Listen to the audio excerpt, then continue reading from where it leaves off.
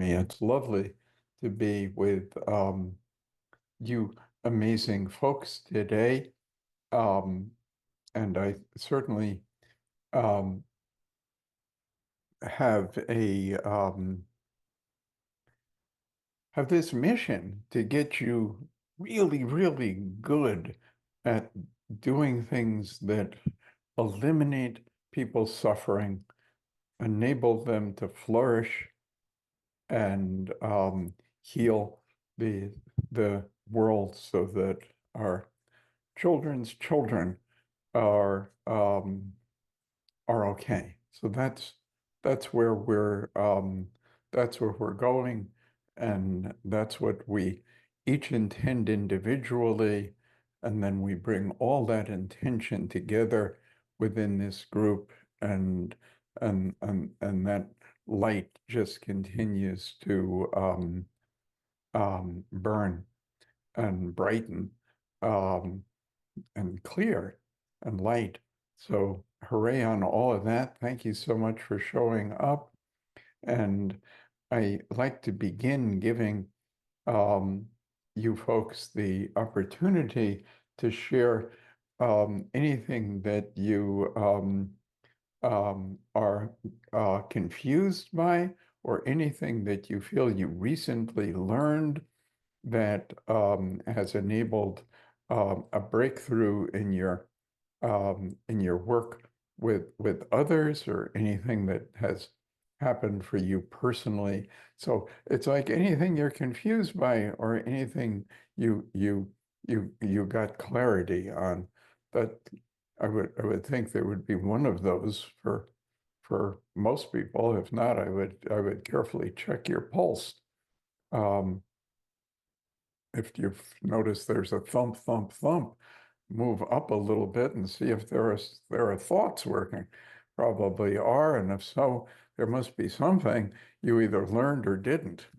Um, we have pretty big options there. And if so, I think to share that with us, if you would, let's start with Ashley. Thanks for showing up, Ashley.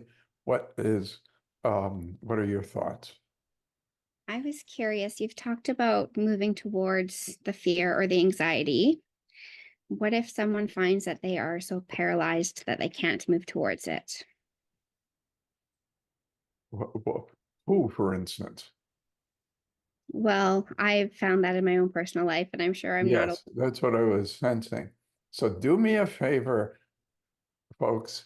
It's fine to tell me I've got this thing going on, but I'll answer differently. I think differently when I'm instructing you um, on on how to assist somebody with things than if I'm doing something to assist you. And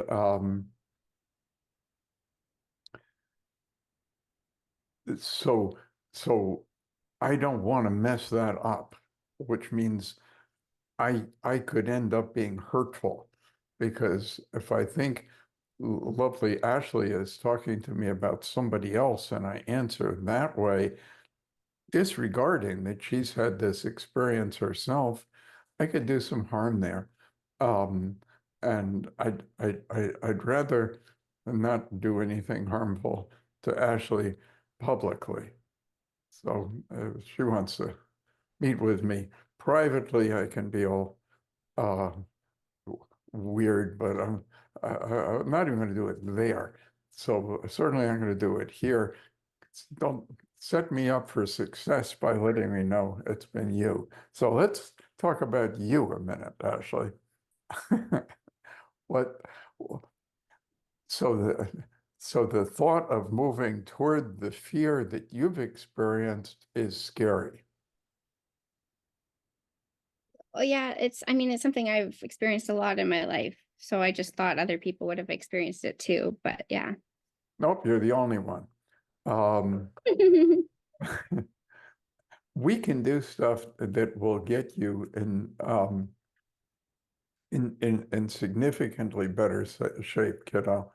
Um, the thing about doing stuff that's scary is that it's much easier if you're not doing it alone.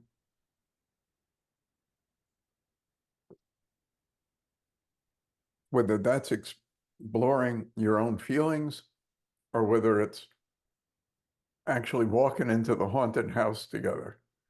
You know, if I'm walking into a haunted house, I want one of you on each side of me, holding my hand, saying, "Come on, we can do this." It's a whole different scene that way. So the answer is somebody who is skilled and understands how to guide you, dear, but also somebody who's skilled in causing you to experience enough connection that you're right in there with somebody. And when you're with somebody, that doesn't mean that it isn't still could be frightening, but not in any way the same as if you're just trying to think about doing it yourself. Does that answer a little bit of that? Yeah, that makes sense. Thank you. The reason I mention that is the earlier stuff, like somebody says, if I'm talking about grief, um, I might say, loss is an illusion. There's no such thing as loss. Loss is a concept. Um, um, but if you're talking to some guy and he tells you he's in great turmoil because his girlfriend got shot and killed last month, and he can't deal with the loss, you're not going to just say, "Well, loss really is a concept. It doesn't exist. We don't need to be too worried about that." It's the last thing you would say. But I might say it if we were just having a theoretical conversation about it. So um, I just want to make sure I'm always sensitive to you if you're addressing something that matters to you, dear. Um, Tessa, Hello. hey, So something that I learned last Tuesday, I frequently heard you say that there's like thinking in terms of data, there's incoming data, stored data, and then the mind even creates data. yes, And you said that all meanings are created. yes, Um, and that landed for me in it was like a kind of light bulb moment because it explains why often going through an experience and then the effect of that experience once it's completed, there can be a lot of suffering, like maybe even more pain there than during the experience yes. Thank you. due to meanings, because meanings are often worse than what happened. Yes, And that's all generated from within. from what has been experienced and created. Our minds are creating things all the time. That's how people can write novels. Um, and so there are all those meanings that have been implanted through experiences over the years, and then what the mind creates at that moment, and all of that. And Tessa said something that I want to underline, which is shocking if you think of it. She said it can be worse to have been raped than to be raped. I mean, that's shocking. Um, and and Tessa's suggesting that that's because during it, there probably isn't a whole lot of mind generating meanings. It's busy, you know, busy trying to not be dead, busy. It's later, isn't it? oh my God, what did I do? What does it mean? What did I do wrong? What's happened? Why didn't Spirit take care of me? All those things then fall on probably louder than during. So I might say that as this thing is the data blip that's causing the turmoil, it's like the mind is experiencing this thing as if it's about to happen, as if it's in the middle of happening, as if it has happened and meanings are being generated in it. It can experience all of those simultaneously. Um, um, and each one has its own downside. About to happen, has downsides that happening doesn't have. And having happened has some bad things about it that happening don't have. And so that's a way of understanding how the blip can be having such a terrible effect on someone. And then we peel it off and get rid of it. Beautiful observation, Tessa. Did I refeed it back accurately? Yeah, there's one thing that you said that I would love a little bit more on. Please. Which is that, like, I was thinking of meanings as being caught, like, created from within, but you said meanings get implanted. Well, sure. You know, uh, um, I don't think you can look at an infant and find her shame. And if somebody doesn't install it, I don't think you're going to find it when she's 10 either. You won't find it in any other life form. So implanted might not be the best word, but it kind of is. Um, People cause that experience within that child. Caused her to be understanding things moralistically. I'm proud of what I did here, but ashamed of what I did there.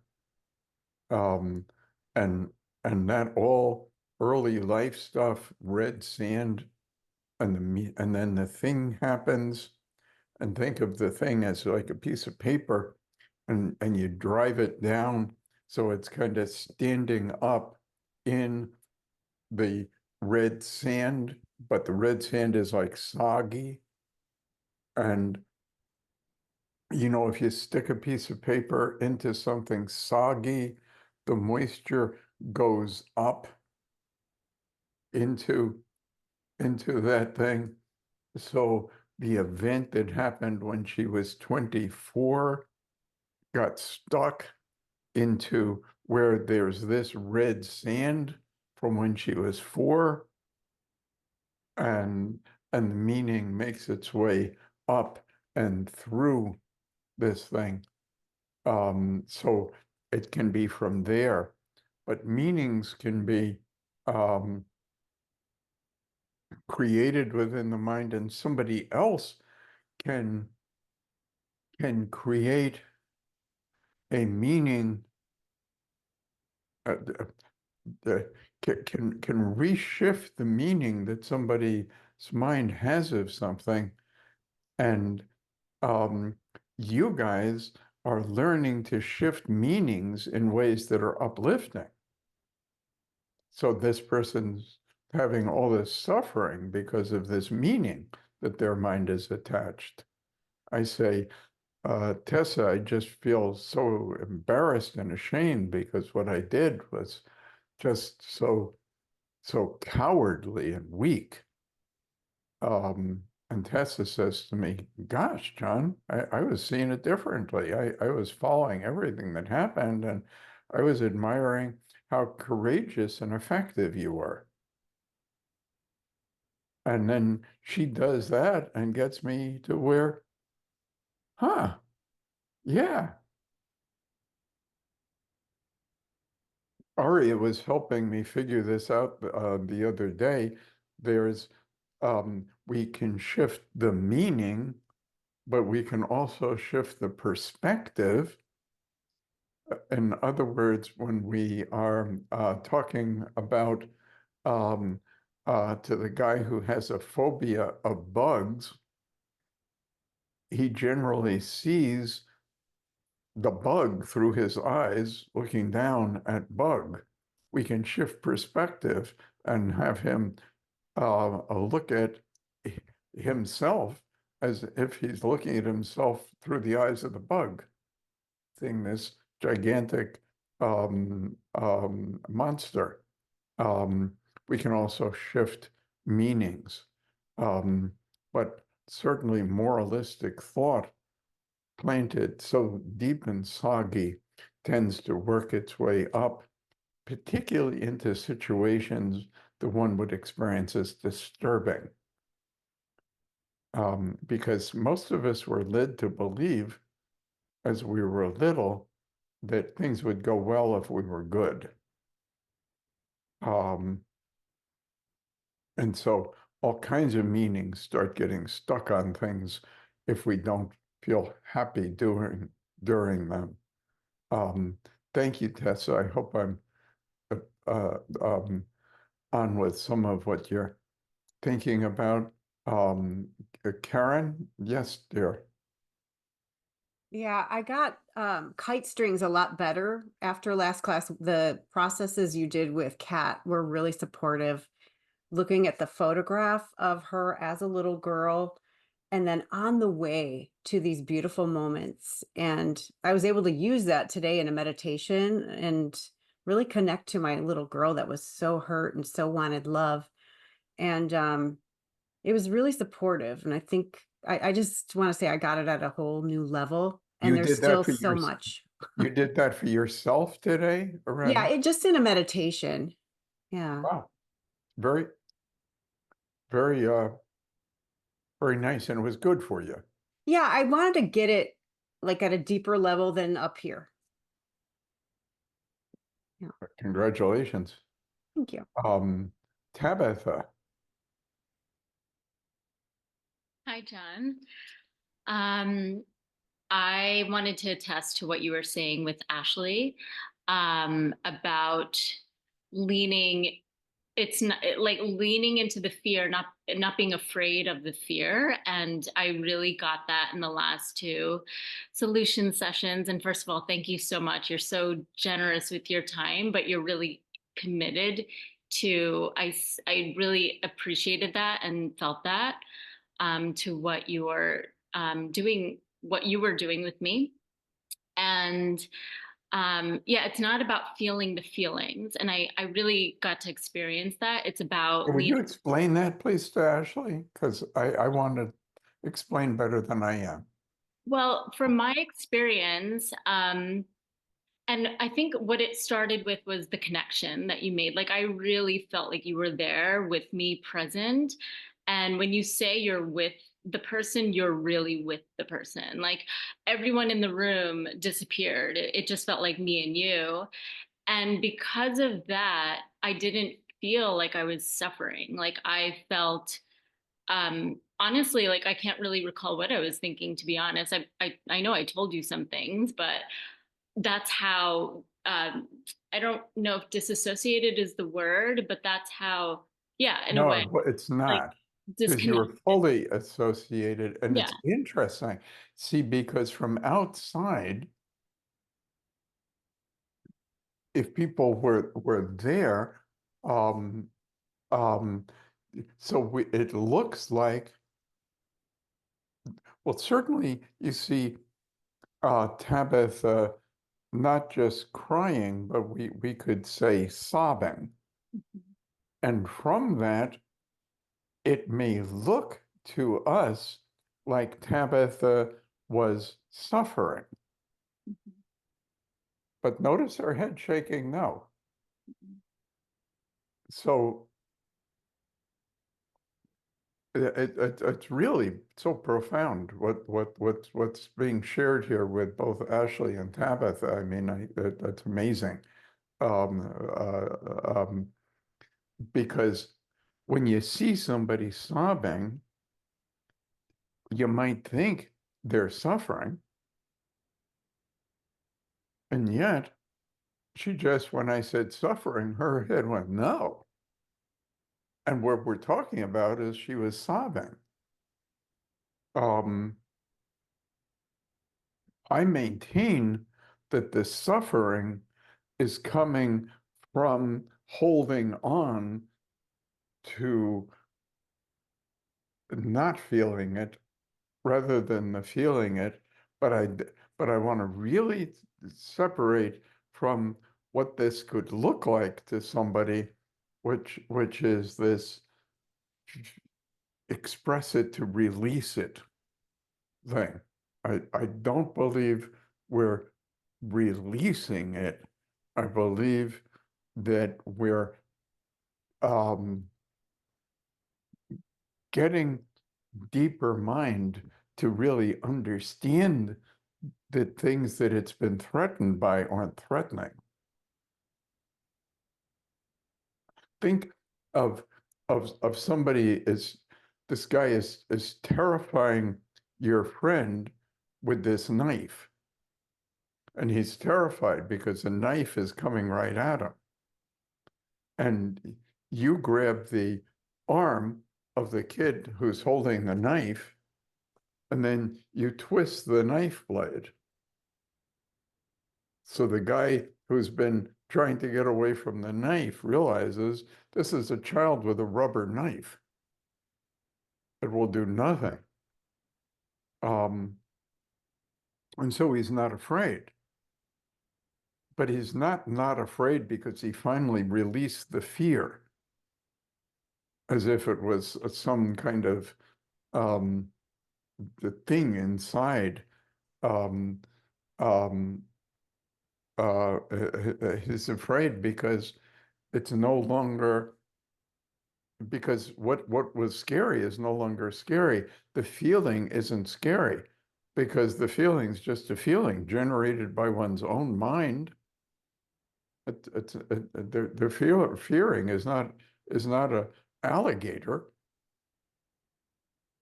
It's just an emotion, and I like the image of moving through the emotion, perhaps the way you might think of the plane moving through the cloud. But what we're seeing in this very troubled world is we're seeing planes crashing into mountains in order to avoid going through clouds. So in order to not feel that feeling, that individual, in order to not feel the feeling that Tabitha was willing to feel, she has unprotected sex with a stranger. She gets into a fight. She does some methamphetamine. She takes a hit of crack, eats a donut, veering into the mountain, crashing into mountains in order to avoid clouds.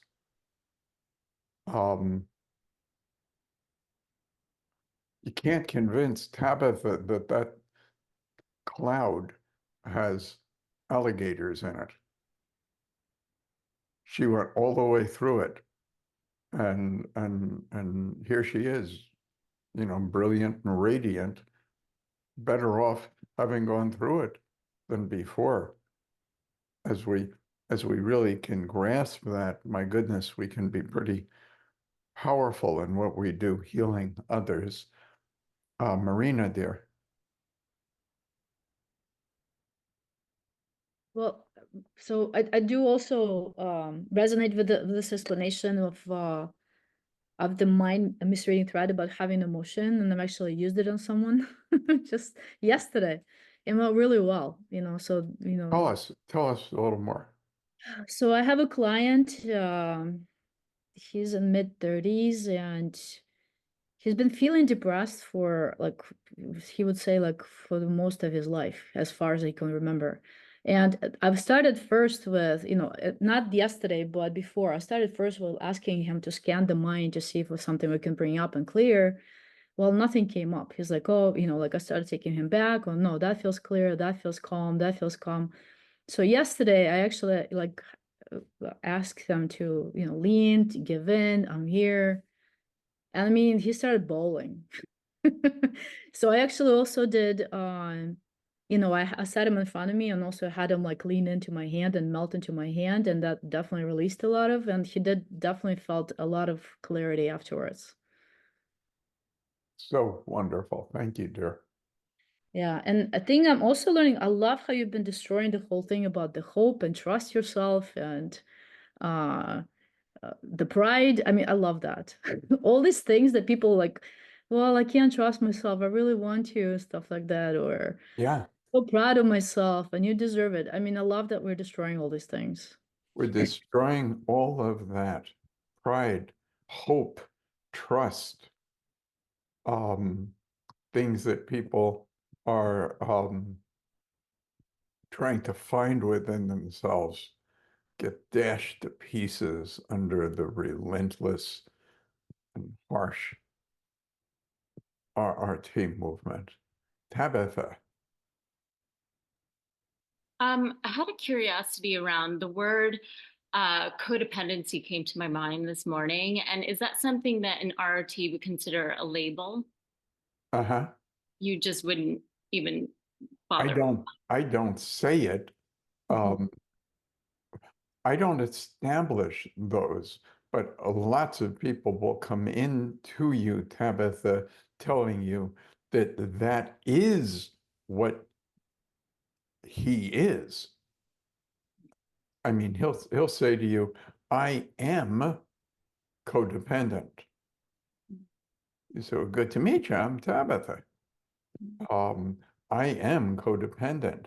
And then this way of understanding things fits, it has been integrated into him as his identity.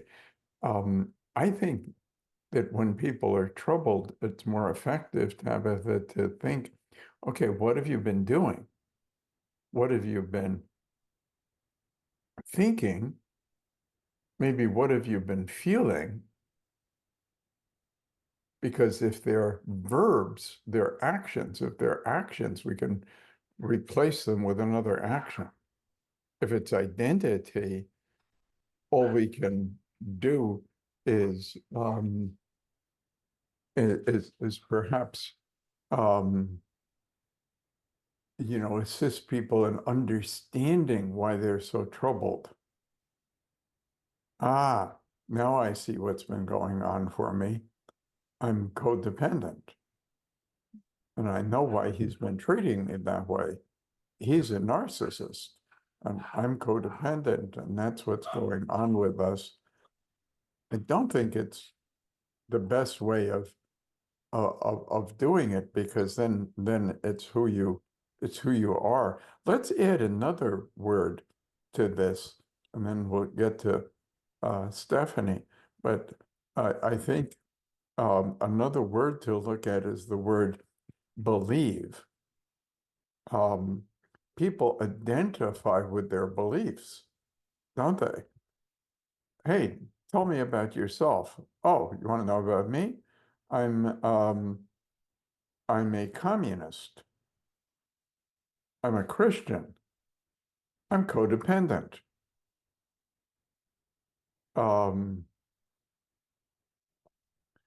I am this, and then they think of believing that they have the belief, or even that they are the belief.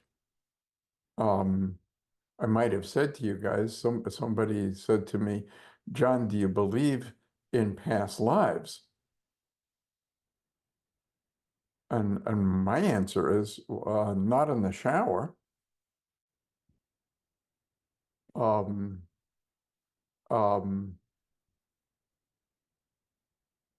not while getting dressed, and I don't think ever while working out. Ever lift weights and believe in past lives simultaneously.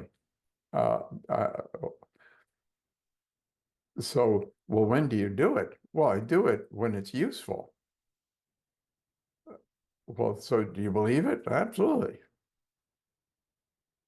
I believe it, meaning I do believe it. I'm doing it. I'm doing that belief. I don't have it. If we think of it that way, there are things we can do about stuff. It makes it much more available for us to do things with than if we think of it as a noun, as a thing, or as an attribute. And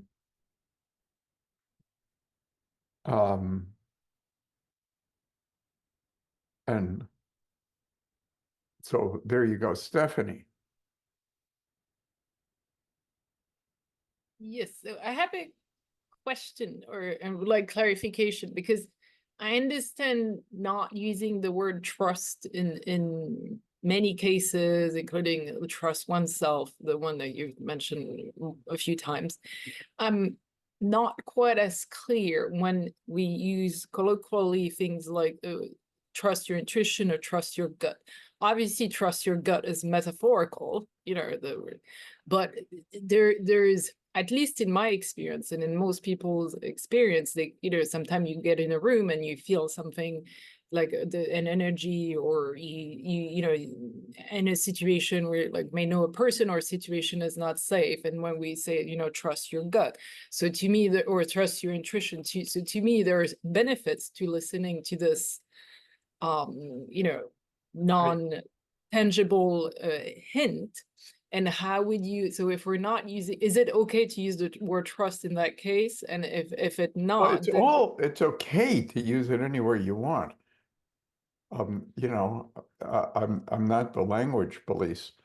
I just would like you to know the effect that you are looking for, and see if you're reaching it. Now, there's an excellent book out there. I think it's called The Gift of Fear. Have some of you read that book? Yeah. Did I say the name right, Whitney? Yeah. And what this guy's saying is, if you're in a situation and you start to be afraid, pay attention to that, because very possibly the fear is coming because on some level you've detected a danger that you haven't yet consciously processed. So like you're on a first date with this guy and he says, oh, well, hop in my car. I'll drive you over to this museum where I want to show you some of the artwork. And he would say, if you start to feel afraid, you have perhaps realized something, picked something up unconsciously that you haven't consciously recognized. So, but I wouldn't say trust your fear. I would say attend to it and say, hey, if there's some fear there, maybe I just picked something up that would be good for me to pay attention to. But sometimes, you know, we have fears that would be good for us to maybe not be paying such attention to. So I don't think the solution to any of it is trust, but the solution might be attention. Yes, Tell yes. you, yes, dear, go ahead. In discernment, like in the word that comes to me in the case of fear is discernment. Is that the way you phrase it, the picking up, the subconscious picking up on clues is very helpful. Is like is that am I picking up on something, or is it just my mind rambling, like trying Yeah. to Yeah, so that means, you know, discernment, attention. We're fine with those. Trust, not so much. Natalia? Hi, John. So, Hey. I have a friend that was diagnosed with ADHD, and she blames everything on the diagnosis. It's like it's part of her identity now. So, I haven't done an RRT session with her, but I told her she shouldn't let this diagnosis define her. Not sure what to tell her then next. Well, the nice thing about that diagnosis is I got diagnosed that way, but not until actually pretty recently. And I did find some comfort in looking at that and saying, oh, so this thing that's going on with my brain is what made it so difficult to, you know, graduate from high school. And you know, so there, the diagnosis does something that you might think of as beneficial in that it provides an understanding and perhaps a way to address something. So the way my ADHD, if we think that I've got that, was addressed during my education was as laziness. No, I don't know the answers to these questions on the test. Well, because you were too lazy to study. And I might have thought, yeah, but I studied it for like hours past where you're supposed to. They have already gotten it. So they're the diagnosis, that way of understanding can provide some comfort. It might also provide some answers as to how to better learn. So somebody might say to you, oh, with your child with that type of neurodivergence, the best way to teach him is this, whereas these are other ways that would be effective with a different child, but not yours because he's got that. So if that assessment, that diagnosis has value for you to understand how something's happening or understand what to do about it, that's fine. But here, as we're learning this process, we're not doing much diagnosing. So if somebody wants a diagnosis, I wouldn't see them to provide that. I just would say that's not within my skill set. And there are others who can, I'm sure, do that far better than me, but I'm not a diagnoser, and I don't want to be. I want to look at things and see where they are moving, what I can push or pull to cause something to shift. But you know, you don't have to take that to mean that every label is always awful. You know, if if if somebody looks at you and says, Ashley, I trust you more than I've ever been able to trust anyone. You don't necessarily have to say, yeah, well, it's a bunch of bullshit. Keep it to yourself. You kind of say, oh, well, what can we do with this? How can I process that through? I really like you, Ashley. I hope that maybe you could grow to like me. Yeah, well, I don't believe in hope, asshole. So it's we don't have to take it to all that extreme. Um, um, can we meet at 6? Well, I'm going to try. Yeah, well, trying is failing. So why don't you just tell me no? You know, we don't have to be religious on this stuff. These are not like bad words. Bruce said, damn, Mom. Well, we'll wash his mouth out with soap.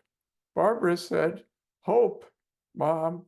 Bring her in here. We'll punish her. Tessa. Okay, so I've been thinking about this quite a bit also, and something that I came to is thinking in terms of stucknesses. Like if somebody's hope is causing them to be stuck, then that's something to adjust in the context of doing RRT with them. But if someone has hope and it's helpful to them, it's not a stuckness. Like it's only a stuckness if it's actually keeping them stuck. Exactly. So we don't Yeah. have to be purists. We don't have to be, you know, there doesn't have to be religiosity around, you know, these as bad words. Interested in understanding the effect that that language is having. So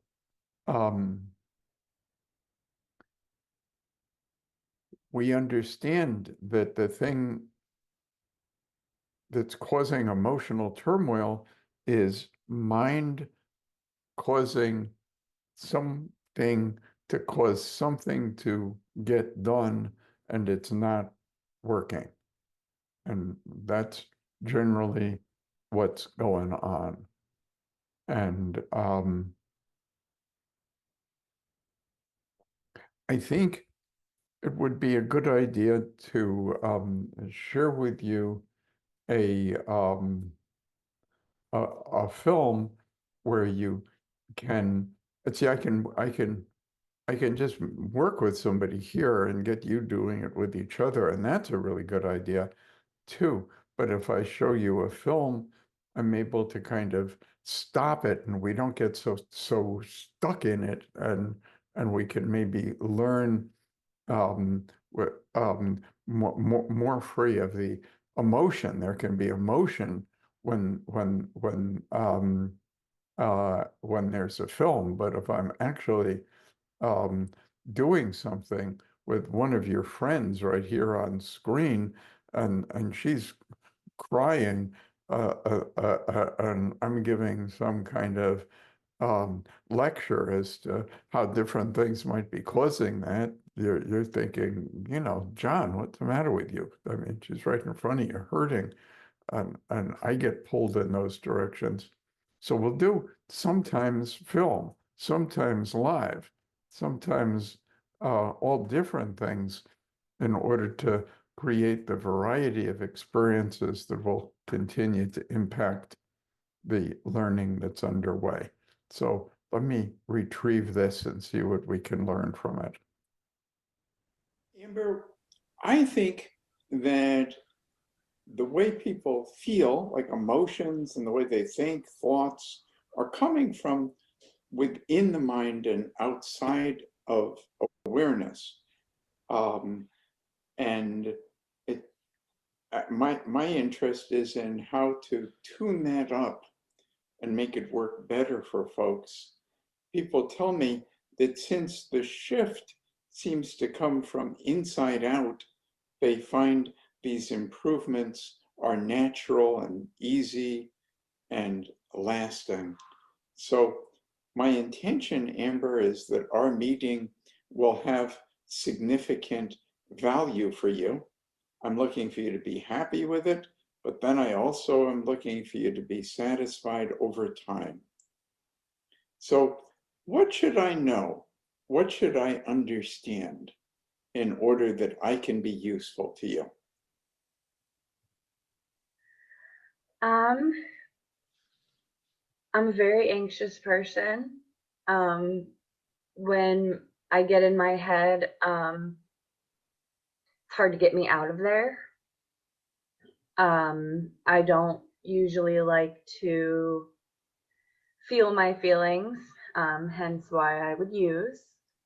Try to just push it all back.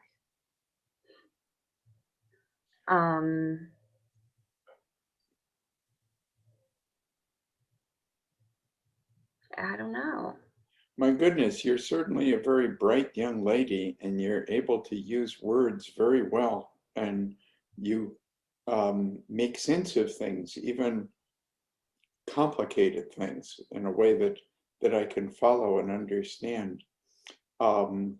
Maybe I could just ask a few quick questions and get a sense. Yeah. So lately, your mood has been like what? It's been pretty, when I'm alone, I get down. But as long as I keep myself around people, my mood has been pretty uplifting. So when you've gotten down, has the down been guilt, anger?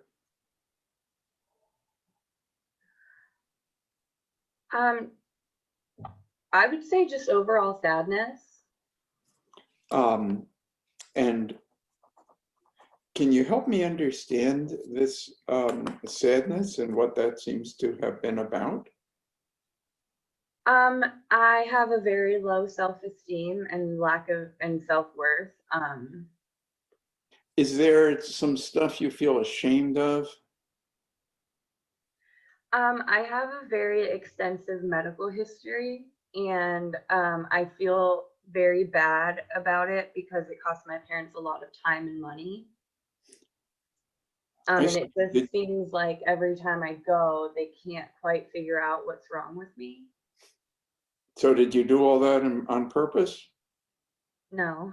Oh, because I thought for a moment that you felt guilty about it. Yeah, so you get it, that feeling guilty or ashamed of that doesn't make a lick of sense, does it? No. So you were using some kind of substance to make yourself feel kind of better for a while, huh? Yeah. What was that? Typically opiates. Uh-huh. And then you realized that that was working for a while, but it wasn't really a good long-term plan. No. And now you haven't been doing any opiates for a little while. Yep. So you're exploring this brand new altered state of consciousness called being clear. Mm-hmm. And there are some good things and some things about it that were a little troubling, like the sadness and the guilt thing. How do you do with other people? You relate so easily to me. Are you do you make friends easily? Are you real popular? I do. I make friends very easily. I'm always the person to lend my hand if someone needs help. I can tell that about you. You're so, you're just a warm and kind person. How old are you, dear? 22. And have you been working or going to school, or what's up for you with that? I've been working in the restaurant and as a nanny. How much school have you had? I completed 1 semester of college, but I failed my other 2. I didn't go. So Yeah, they get all weird about that. I know, it's just ridiculous. It's kind of like a job, you know. right, like what They- you have to show up to get the grade. Yeah, they get all freaked by that. What's your dream job? What do you really want to do? You have so much potential. I want to help people that have gone through things like me. Do you want to help people psychologically or medically? Psychologically. I just think you have such a touch for that, you know. I train people to do that, and there are some things you can't teach, and all the stuff you can't teach, you're already good at. But the other stuff, you would easily learn. You would learn easily if what's in front of you to learn is what matters to you. Yeah. Yeah, oh, I can see that. Okay. Do you think that there are prior events that continue to have a troubling effect on the way you feel and think? Yeah. And is that the health stuff or some other stuff also? Other stuff also. And give me like a headline. Sexual abuse has Uh-huh. been something I've gone through. Do you think that continues to have an effect? Yeah. Want to get it all cleared up? Yeah. Yes? Are you in? Yep. I mean, are we going to do this or what? Yes, we are. All right, I'm good with that. So here's a way to think. Just think this way with me. The stuff doesn't exist, so it can't have any effect. I'm not saying it didn't happen, but it doesn't exist. The thing that's been having the effect is the way that your mind has been processing information. There are 2 problems with the processing. Unconscious mind has been reading the information about the thing as if it's still happening, about to happen, and just finished happening all at once. And your mind has attached meaning to it. So it began to mean something about you. It meant something about the world. It meant something about people. Maybe it meant something about, you know, who knows what. But all those meanings mind created. And in this situation, all the meanings made it worse. So everything that's been causing the problem has been the way unconscious has been processing information. So when this thing would come to mind, the emotional response, anger, fear, guilt, shame, all the above. So let's do this. We want to get a baseline for 2 or 3 seconds, and damn it, don't you go over that. For 2 or 3 seconds, you purposely cause that feeling and then nod your head when you got it. Good, done with that. Now, what happened? You're cooperative. I asked you to do something. You used conscious mind to cause unconscious to process information in a particular way that caused a certain feeling. But the thing is, it's been going on before we did this. It's often going on outside of awareness, and sometimes it poked up into awareness. Let's create a visual. Let's make some kind of a design that would represent the data read it's really just a data processing error. Your mind processes information so well, but there's a blip in the data from this thing that's been causing those feelings. If we were to create a design, some kind of abstract design, finger paints or modern art or something, representing that problematic little blip of data glitch thing, if we make up that design, is it black, white, gray, or does it have color? Black. More like a shape, a shadow, a line? A scribble. There we go. So we're done with that. Now, what's going on for me is I'm like totally with you. You can tell that. I'm not like daydreaming here. But I paid attention to what you told me, which is about stuff that happened and the effect it's had. And all of that I think of as history, and history goes right to, and here's the plan. And the plan isn't history. And I'm seeing you with your mind updated, clear, rebooted, defragged.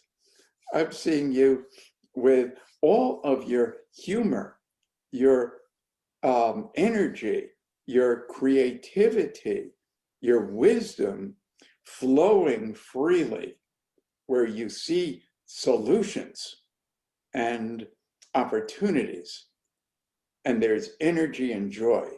You okay with that? Yeah. Then you and I have the same intention, purpose, and vision, and our energy is already coming together.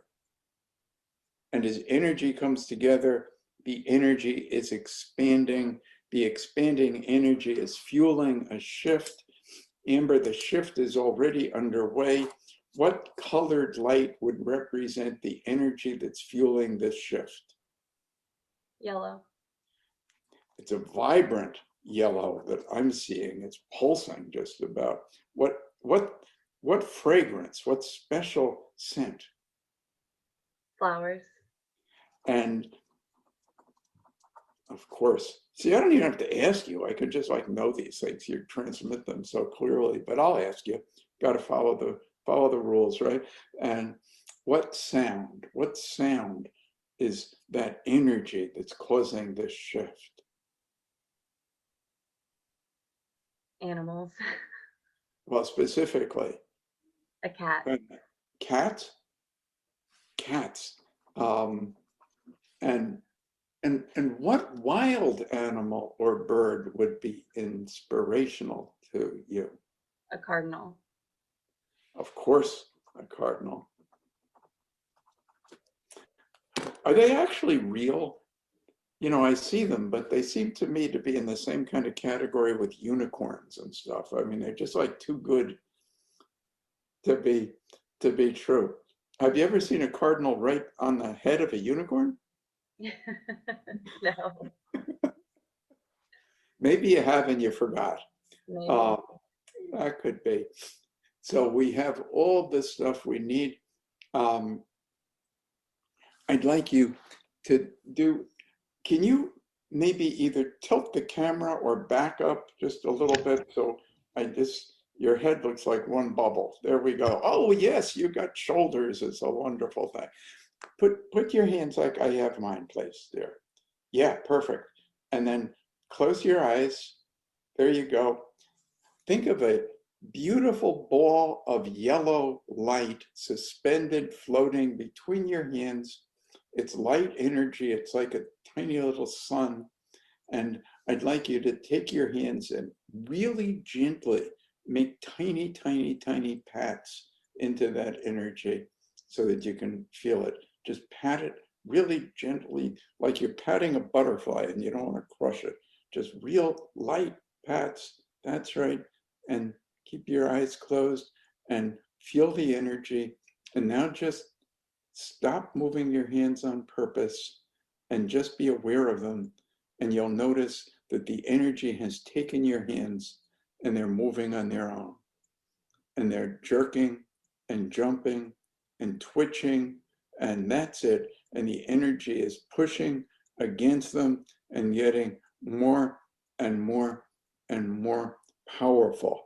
That's it. And then it gets better and more and even still more. That's it. That's it. And then rest your arms down. Become aware of your forehead and all the muscles there automatically release. And as they do, every other muscle through your whole entire body also moves back even to the most natural position that it can be in. And then just open your eyes. What did you notice in those few moments? I felt peace. There was a time, Amber, when you're outdoors, you see something. So there are a lot of hypnosis trainings out there.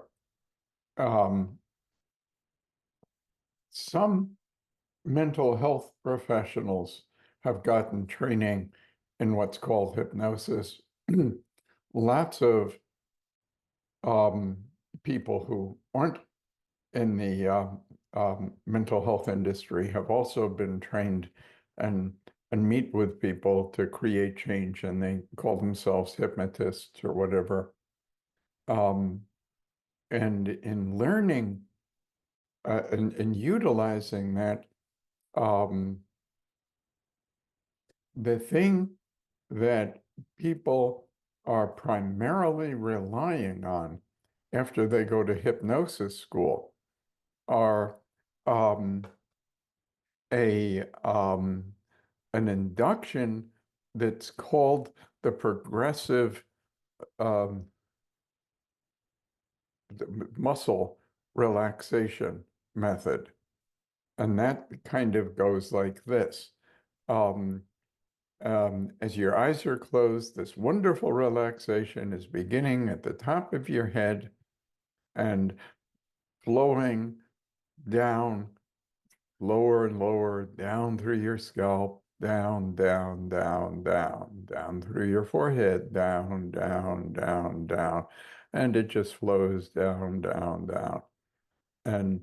And so it's thought by these folks that deeper is better, and that deeper means more relaxed. So there's a great emphasis on relaxation. And now that relaxation is going even further. And another wave is coming. This time it's coming up through your toes, through your feet, so relaxed. And then after saying that, you can spend a lot of time talking about, your fingers, your hands, your arms, just relaxing. And now it's going even through your shoulders, so relaxed. You can do that for a long time. And then if you like, you can say, and now as I count down, with each lower number, you'll go down, down, deeper still. And then you count, 127,564. 127,563. I mean, they probably don't start there, but would do it for quite a long time. And then the person is relaxed and we're ready to say the suggestions. And you can buy books of suggestions so that you leaf through the book and it'll tell you what you're supposed to say about every particular thing you might address. So I want to differentiate what I'm showing you from that. stuff. And one thing to differentiate is what I'm not stressing that somebody that I, that the solution is to be deeply relaxed in order to be deeply hypnotized. I'm much more interested in responsiveness than I am relaxation. When I was first kind of trying to make my way through this thing, and I thought it was about relaxation, I did my meetings with people, and I had a beautiful Lazy Boy recliner. If you want to get about the best recliner, that's the best brand because there's so many different things you can do with it. And you can basically adjust the thing so that the person is actually their feet are up higher than their head, and and so I would put them in that kind of position in a very dimly lit room, perhaps with something playing in the background, like the sound of rain or waves or something like that. And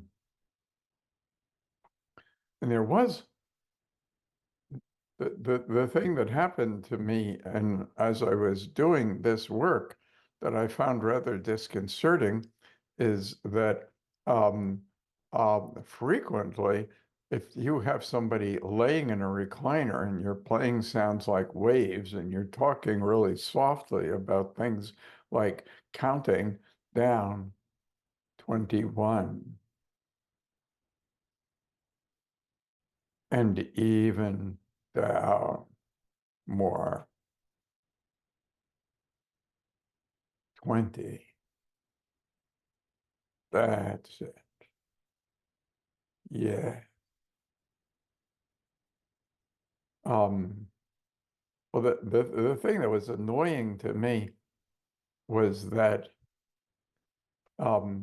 people were quite likely to fall asleep. And there I am, you know, giving all of these amazing words of wisdom to somebody who's sound asleep.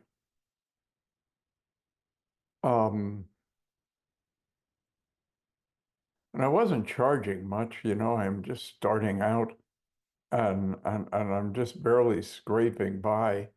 So I mean, I did want to do good, but I certainly wanted to get my $30 because, you know, it's sort of bread and butter money.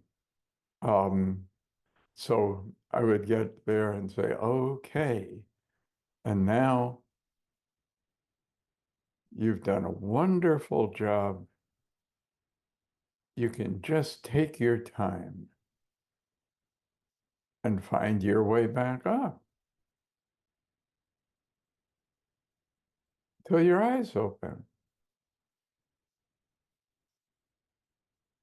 But nobody's eyes are opening.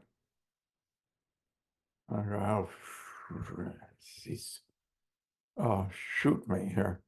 All right. Very good job. Very, very good. And now we're going to come on back up, refreshed. And here we go. 1. And more awake at 2. Till finally all the way awake at 3. Eyes get open. Well, that memo didn't get received. Oh, man.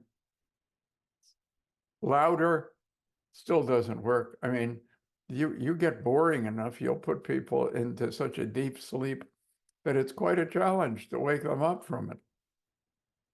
And I didn't want to like be screaming, scare the person in the waiting room away. So how am I going to do this thing?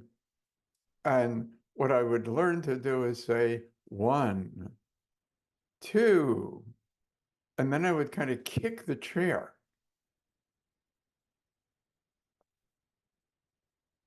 So and then you feel a little thump in your body, and this guy says, 3. And there you are. And I might have to do that about 3 different times till I got to the right level of a kick. And then his eyes open, and he says, wow, that was pretty deep. I think I might have fallen asleep. And of course, I'm unscrupulously saying something like, no, you went very deep. So everything went really deep in. Give me your $20 and get out of here, you know? Because I don't know how I do it. That was happening with some level of consistency. So the most interesting thing that time that ever happened, this fella came in, big, tough looking dude. And he told me he worked in a plant. I think it might have been a defense plant. And very sort of gruff, powerful bodybuilder kind of dude. And he says, my problem is that these people I work with, he says, they're not like you. You can't be even reasonable with these people. All they understand is threats and curses. And I said, oh, that's something. He says, yeah. And look at this. And he shows me his arms, and they have like rashes on his arms. And he shows me some on his chest. And he says, you see what they do? And I said, what's that? And he says, if I get up, like to go to the bathroom or anything, you know, a break, walk around for a moment, these bastards come in and they spray my workplace with poison. So that when I go back to the workstation, I end up breaking out. I said, whoa. He says, I know exactly what to do about it.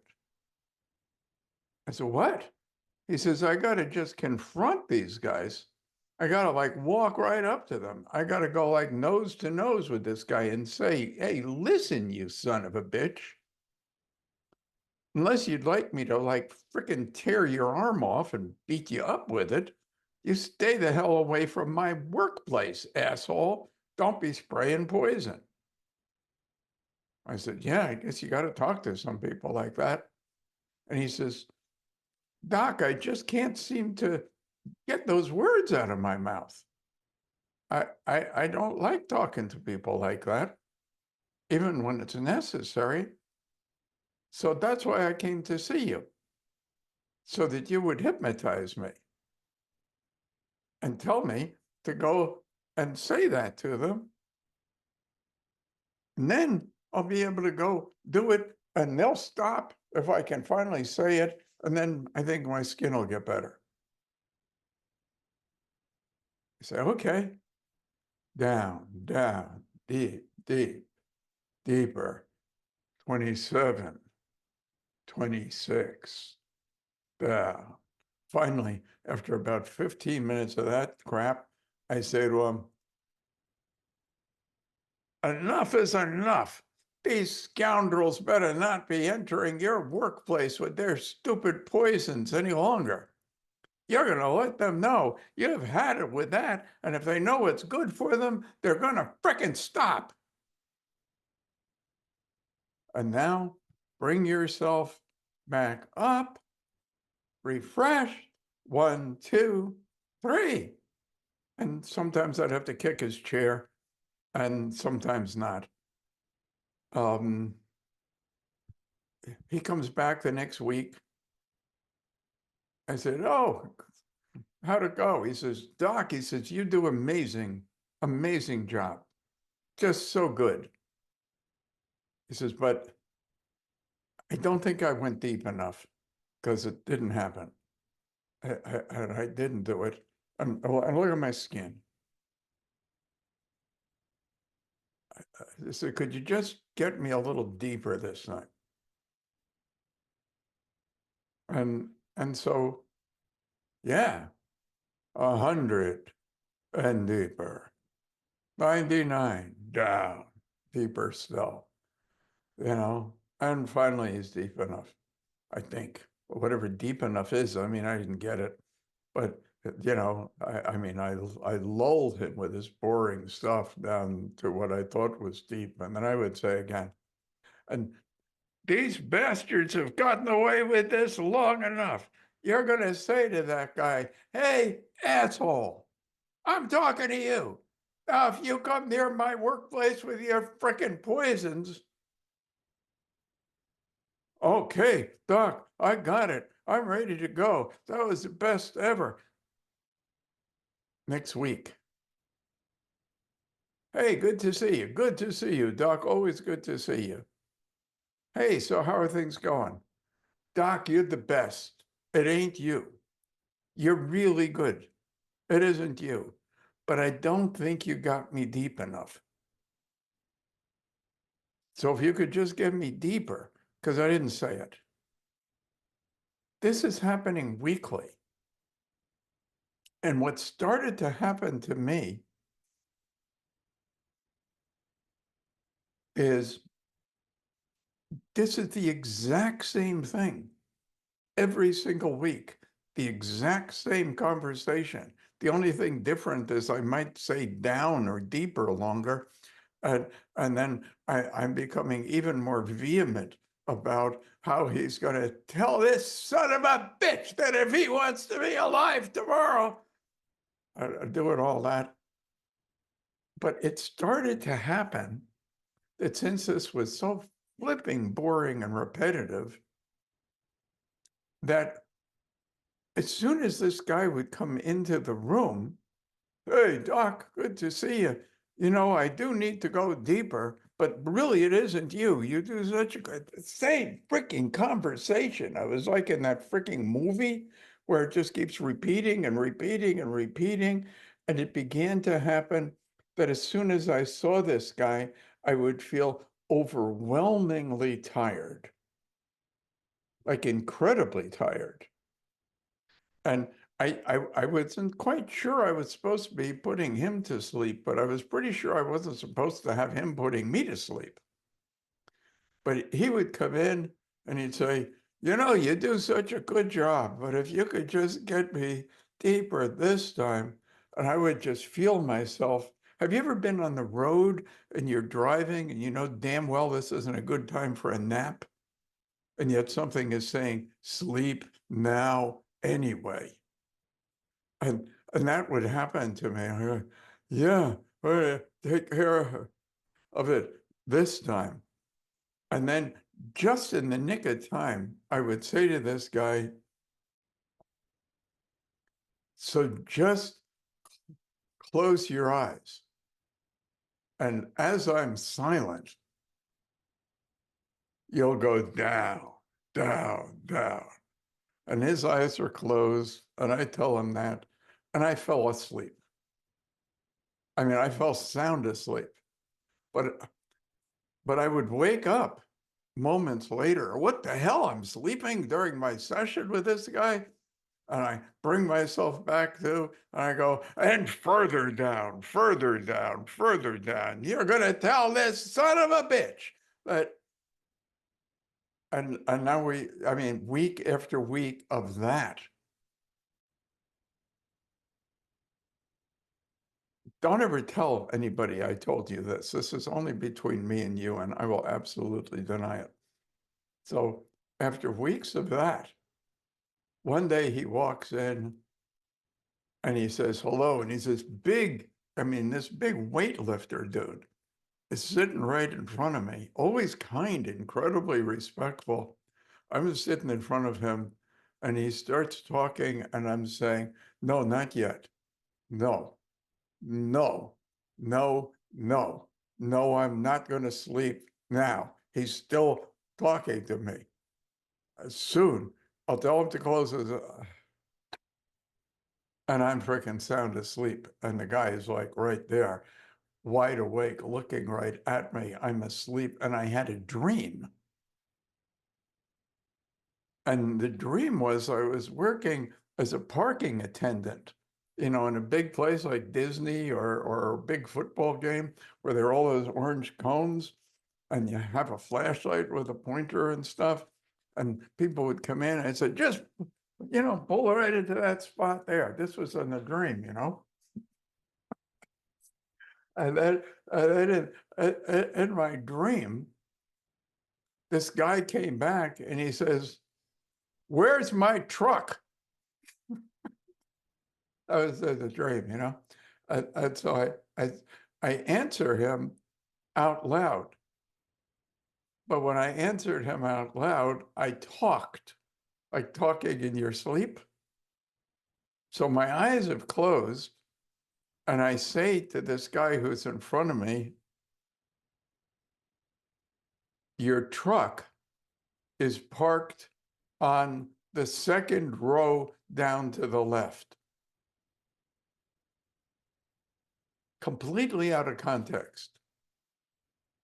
And this guy that's the most mild-mannered, kind guy in the world, when I said that to him, he rears up and in a rather loud and aggressive voice, which I wish he'd use in the frickin' people that he thinks are spraying him.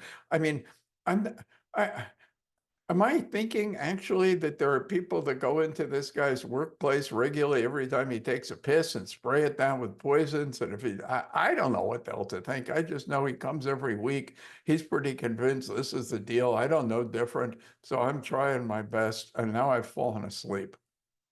And I say to him from being asleep, "Your truck is parked 2 rows down on the left." And he says back to me, "Truck? Truck?" And I hear this guy yelling, "Truck," at me, which wakes me the hell up. That's for sure. I'm very awake. I'm sitting there, and there's this angry looking weightlifter about a foot away from me saying, "Truck? Truck? What truck?" And I'm thinking, oh man, I don't know what I'm supposed to do here, but this is a very scary moment in my life. And what came to me was this. I sat up tall. I looked right at him. I pointed my finger at him, and I said these words: "Truck, yes, exactly. What truck, indeed? What truck? Sleep!" I screamed, "Sleep!" And I think I slammed my hand into his head. And dude just goes, "Ah." Milton Erickson said, if you can just disorient people enough, you put them in a state of confusion where they're open to some kind of trance induction. He would do stuff like that. You hear me say confusing things, but this wasn't very much on purpose. This is just me waking up in the middle of doing this hypnosis session with this guy who thinks people are spraying his workplace with poisons, which never made sense to me anyway. But I did get it together to say, yes, what truck? Definitely what truck? Sleep. That's enough. The guy's absolutely unconscious and out of it. And he was not asleep. He was in this incredibly deep trance state. So I didn't hold back. I didn't do any 21, 20, 19. I'm done with that shit. I just said to him, "You go in there tomorrow and you're going to walk up to this dude and say, 'I'm going to take your fucking head off of your neck and piss down your neck if you ever spray my workplace, you son of a bitch.' Now, wake up." He goes, "Oh, man, That was the deepest ever. So good, I'm glad you enjoyed it. Following week, there he is. I said, good to see you. He says, well, I didn't really need to see you, but I could not come and meet with you and hug you and thank you, because look at this. My arms have no more red marks. He opens his shirt. Look at my chest is all clear. He says, I saw you. I went there the next day. I told that bastard I was going to rip his head off and piss down his neck, and scared the hell out of them. They're not messing with my workplace anymore. I'm fine. Just wanted to thank you. And he gave me a good handshake and we were done. The point of this completely useless story is that it's not about getting somebody relaxed. It's about getting somebody responsive. And so when she's looking at her hand and saying, what the hell? Something's moving my hand and it's not me. And you say, I don't know if your hand will touch your face. And she's looking at it and it's, oh, holy smokes, it's going to do that.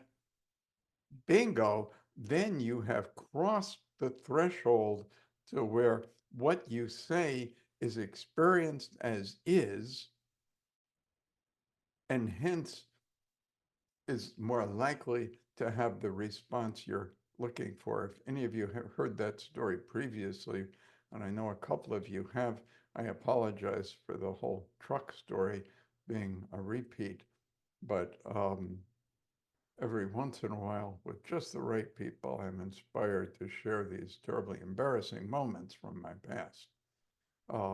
So there you go on what happened there. Never saw the guy again. I trust his skin is clear and smooth like a baby's butt, and everything is good in everybody's life. Get responsiveness. Don't put people the hell to sleep. And then don't read them some damn script. You're walking through a beautiful field. There are so many flowers, and you feel more confident with every breath as you inhale the beautiful scent of the rain.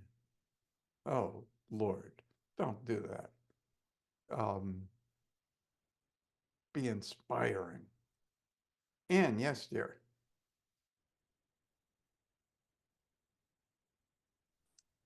So when I'm doing symbolic activators sometime and getting them, whatever we call it, into a hypnotized state or a trance, I will just, once I have their animal and get some information about their animal, then I will describe, sea lion's paws, sea lion's head, the mane, the colors, the shades.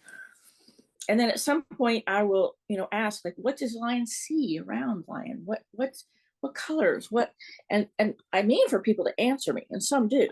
And others don't answer me. And I don't know if I don't know, does that mean they're not being as responsive, or like, do I need an No, answer? it doesn't mean anything, but later it would be interesting to process that out with people occasionally and say, what were you noticing and what happened for you when I said this? And the best Right. way to know what somebody, the people who have trained in NLP, my buddy Chris might be with us in the background. He's had a lot of training in that.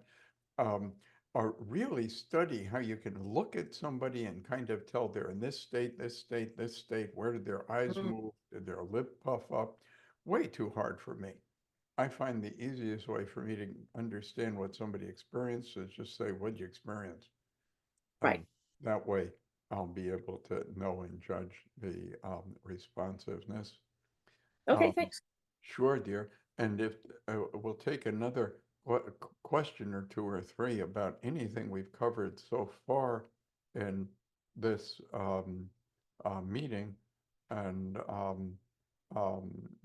then we'll take a break, and then we'll go back and play more of the film, I suppose. Marina. So, John, I get how, speaking to something that is actually happening naturally creates responsiveness because, like the experiences matches what I'm saying. How does confusing the mind create responsiveness? Well, my theoretical guess would be what I think I'm doing is one, I'm creating this background sound, and I for sure don't want to say anything that you will be disagreeing with or object to, including positive things.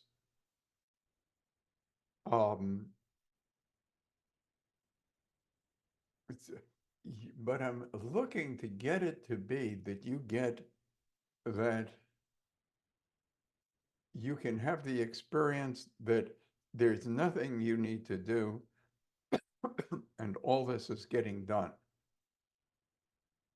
So with that stuff, I kind of feel like I'm taking the conscious mind, the intellect, and I'm taking it on a journey, and you gotta, and it's a little bit, it's sort of a confusing journey to be on.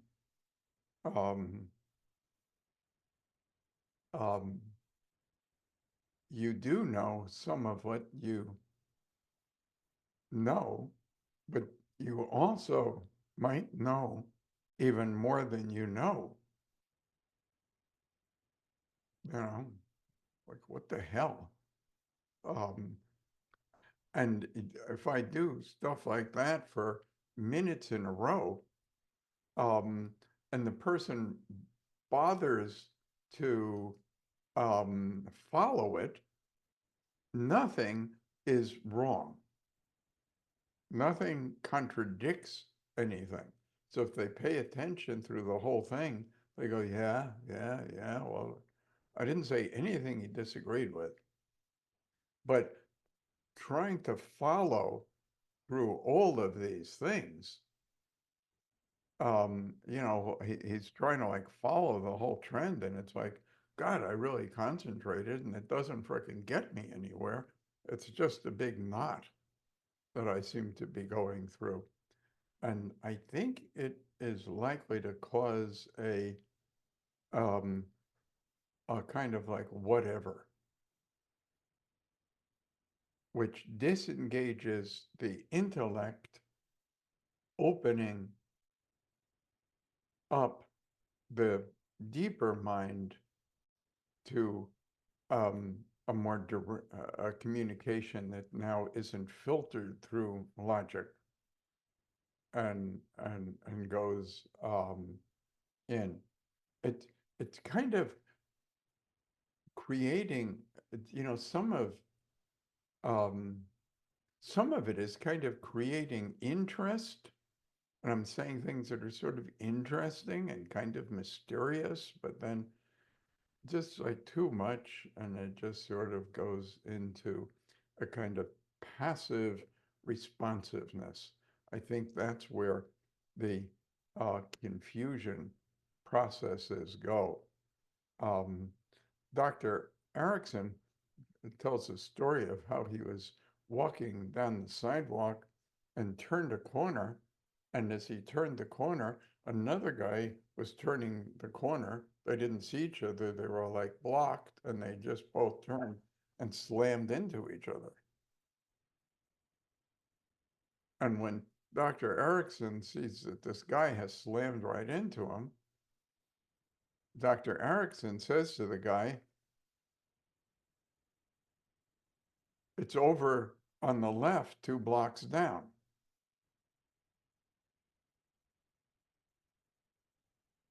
That is confusing and startling. It's startling, and it's explained with something that's not startling, but how do you make sense of it? So Dr. Erickson just continues on his way, and he's managed to go a half a block further, and he looks back over his shoulder, and the dude is exactly where he left him. I said, yeah, seems like a pretty good trance induction. Just create this like, and then from there you can direct somebody he would say. Um,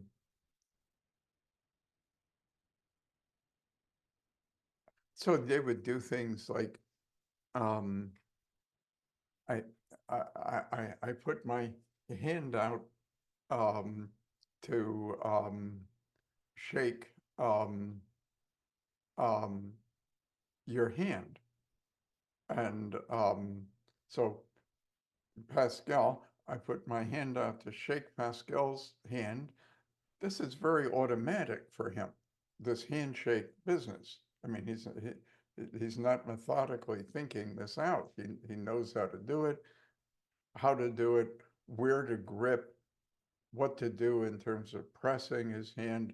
My hand is going toward his hand, and he's about to grip my hand, but my other hand takes his arm and lifts it into the air, creating a WTF moment. Like, what the heck is this? It's not threatening. I certainly don't want to threaten them. That would get just a response that I don't want, but kind of instead just like a, huh? And that openness, then pull the arm up and say, yes, and eyes close. And at that point, whatever. I can't figure this stuff out. If this is a good time to close my eyes, all right, they're closed. And we've moved quickly that way into this deeper responsiveness. So when you're watching hypnotists do what they would call rapid, rapid or instant inductions, that's generally the formula that's followed. You do something that just creates this pattern interrupt, and then command something that then happens, and and there we have that that going on. So it just came to me to share a little bit about this hypnotic process, and what to do and maybe what to avoid in order to grab effectiveness there. I don't see any other hands up, so it feels like a good time to give you guys a break from this craziness. Why don't we meet again in about 15 minutes and see what we can get done.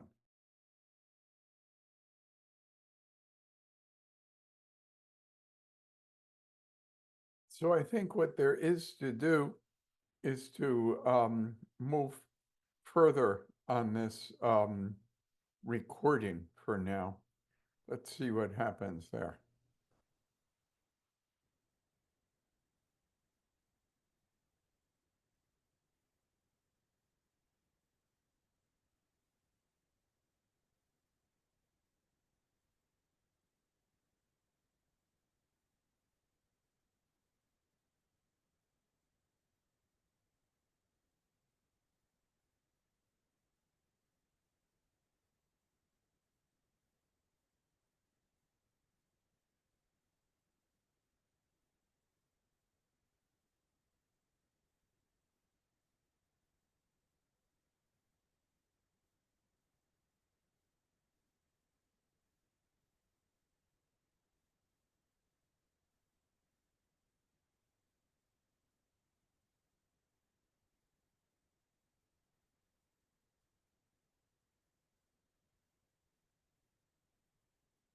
So the problem is that this thing isn't responding. Let me see.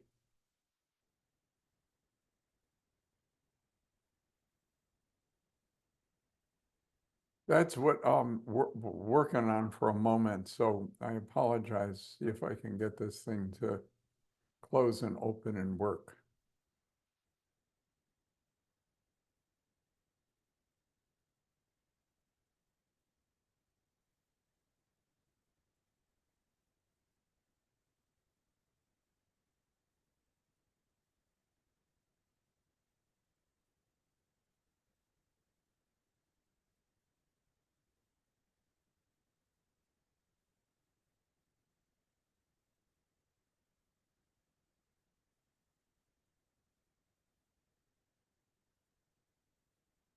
think of as history, and all the stuff we need.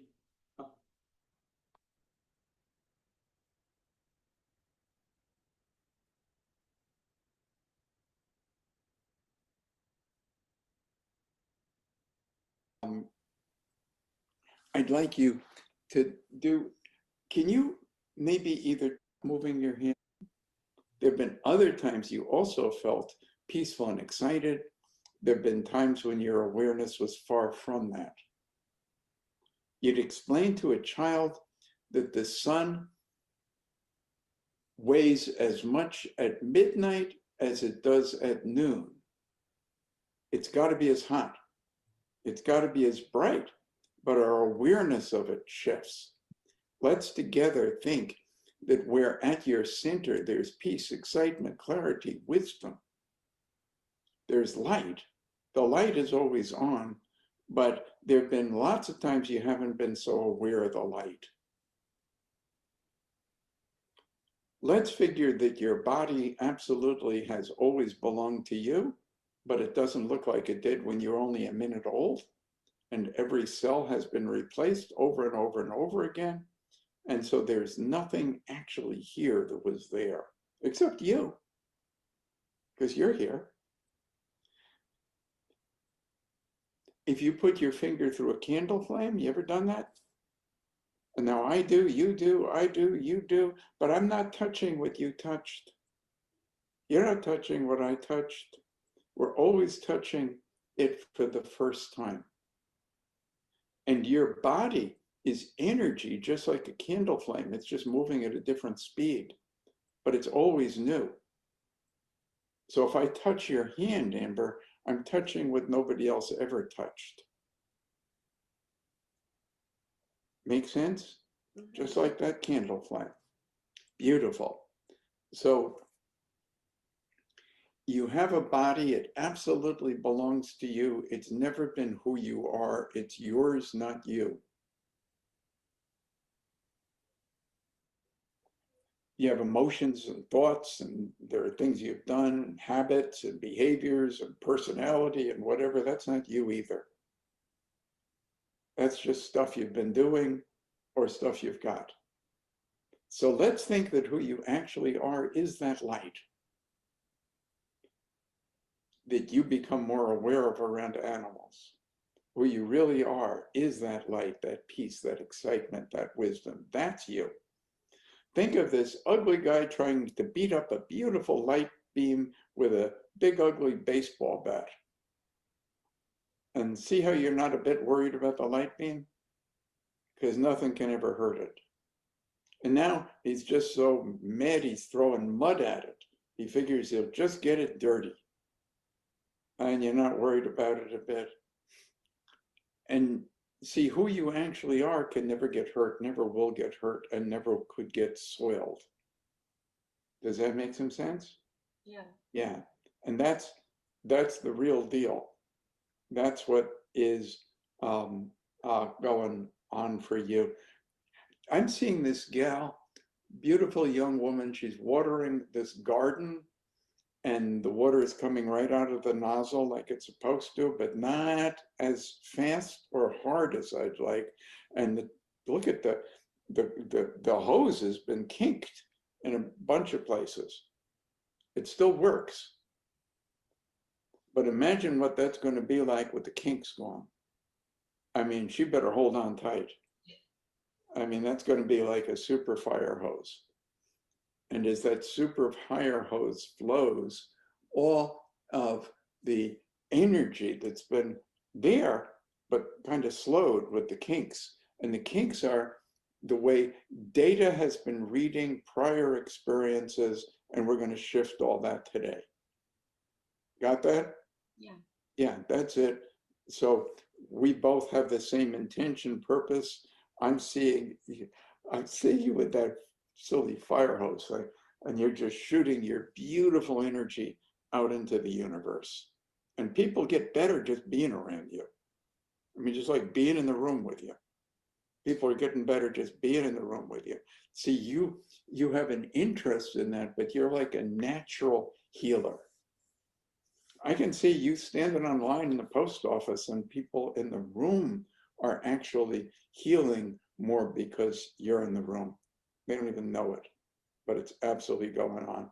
And then when you focus it, when you aim that thing, oh my goodness. So that's where we're going. You okay with that?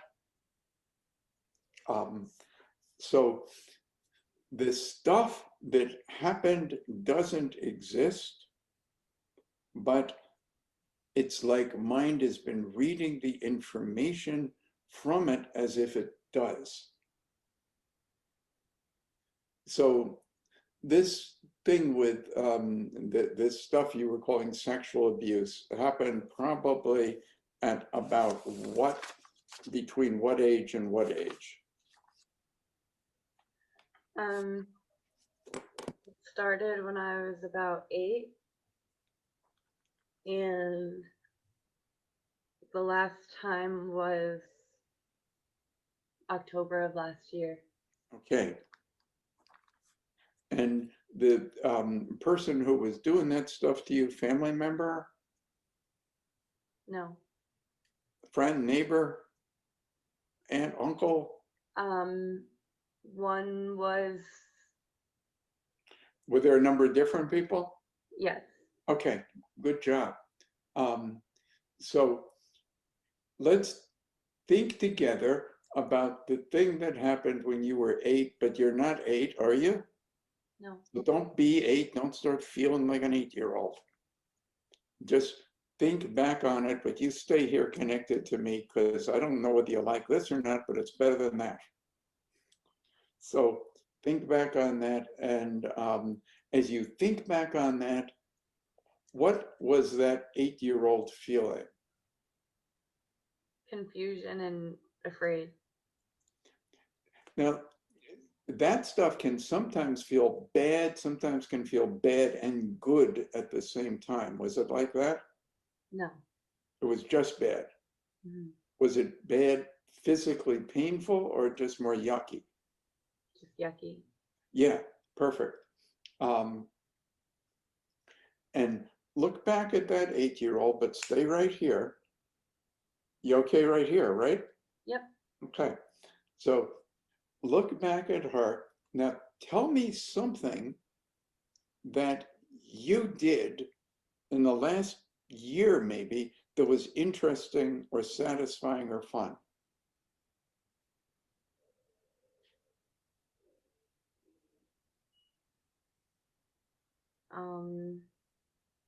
Went to Vegas. Tell me a really cool moment there. I first time ever gambling, and I hit the jackpot. You did? How much did you win? 2,000. So remember that. Got it? Now look at the little girl. She's on her way to that. She didn't know it, but she is. Look at her. Look at her. Let's do this. Close your eyes. And you and I are standing next to each other, shoulder to shoulder, looking back through time at the little girl. And we know she's on her way to things being like some amazing experiences. And as we know that, she doesn't need to know exactly what, but as you look at her, she begins getting it that there is a future, because it's felt kind of like that's forever. As you look at her, she's going to start getting it, that she's on her way to something much better. As she starts to get it, you nod your head for me. You'll see her breathing change, her skin color change. There you go. There you go. Watch that. Now, as soon as she gets it, guess what? She's not stuck. When she's not stuck, she's not there, Amber. She's not there. It's now just a sparkle that's surrounding you, circling you. You're being circled by this amazing sparkle of light and energy. And then open your eyes. Nice. Got it? Now, another time will come to mind when something yucky took place. How old were you? 14. Good job. And as you look at that 14-year-old, what is she feeling? Afraid. Perfect. And fear is really about survival. It's primarily about survival. We might not have it here, but that's what's going on within. So when she's there at that moment, she really isn't sure she'll exist later. And she ain't thinking she's going to Vegas.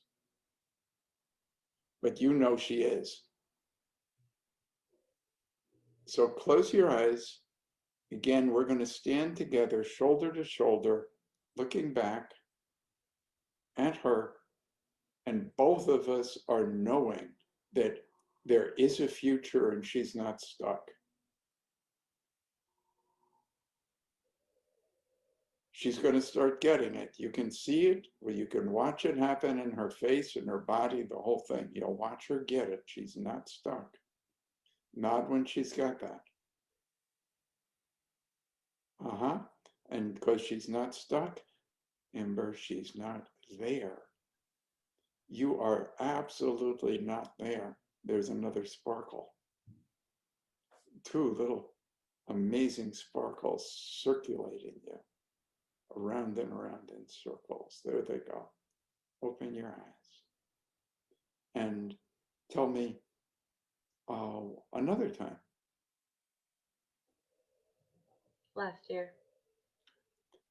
And look back at that one, and we're going to do the same thing. So close your eyes, see her there. Okay, open your eyes. Get here with me. Okay, you started to go back there. Come on, I gave you the rules already. This is better than that. Stay here. Got it? Okay. You know how to do a shoulder bump? You bump my shoulder with your shoulder? Okay, so close your eyes. We're going to stand next to each other, look back at that, and bump my shoulder, because this is where you are. Bump that one. That's right. This is where you are. You look back at that. She's not stuck there. That's finished, completed, and therefore it's defeated. It'll never happen to you. It's finished, completed, defeated. It will never happen to you. Let her get that. Show her. Like, look at her and bump my shoulder and she'll get it. She's not trapped. And now she's not trapped and she knows it. Look at her. And now she's not there. And now we have three beautiful little light twinkles floating around you. Perfect. Perfect. And then again, you open your eyes. Good job. Think back on the first event, but remain here, connected here with our project, because we're having this project because we're looking to have it be that all that healing power that you've got, it's freed up so that you can have those adventures in the post office and every place else. And when you focus that beam, it makes a difference. Look at what happened when you were 8 and repeat these words. Finished. Finished. Completed. Completed.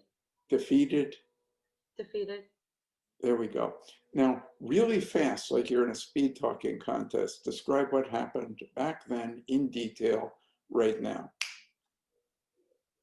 A boy woke me up and touched me all over, and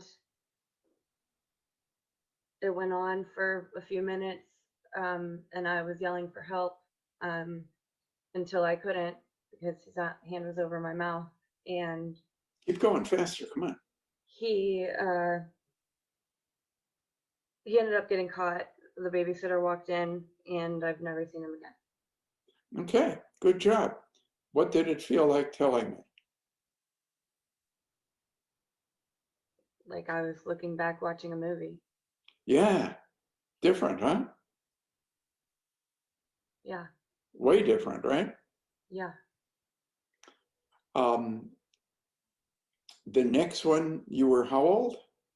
14. 14. What happened? Talk faster this time. My boyfriend pushed me into a church closet and took off all my clothes and proceeded to try to have sex with me. And while I was standing, and 2 other people came in the room and did the exact same thing next to me. And I let him do what he had to do until he was done. And then I walked out and sat in church. Great. And how was that? Same thing like a movie. Yeah. And here we go. Number 3. 1, 2, 3. Talk twice as fast. Come on. I was drugged in a bar and Blah, blah, blah. I didn't Come on. remember anything until I woke up naked on a bathroom floor. All right. And here you are. And say, and here I am. And here I am. And it's like a movie, right? Mhm. Yeah. So here's the final clincher to completely eliminate the entire residue of all that. Ready for it all to be gone? Mhm. You have to repeat the words I give you and say them in exactly the same tone and volume. Okay, it's about all that stuff. Ready, set, been there, Been there. done that, Done that. got the t-shirt, Got the t-shirt. don't like fruitcake, Don't like fruitcake. fuck it. Fuck it. There we go. And that's clear, Amber. Try to feel bad about it now. Try to feel scared, sad, angry, guilty, ashamed. Perfect. Now say these words. I have a foot. I have a foot. I am not a foot. I am not a foot. Nobody calls me a foot. Nobody calls me a foot. I have an ass. I have an ass. I am not an ass. I am not an ass. Don't you dare call me an ass. Don't you dare call me an ass. I have a vagina. I have a vagina. I don't introduce myself as a vagina. I don't introduce myself as a vagina. I have a knee. I have a knee. But it isn't me. But it isn't me. My body's mine. My body's mine. It's not me. It's not me. Now close your eyes, and you are that light. You're an amazing, vibrant light. And the light isn't yours. The light is you.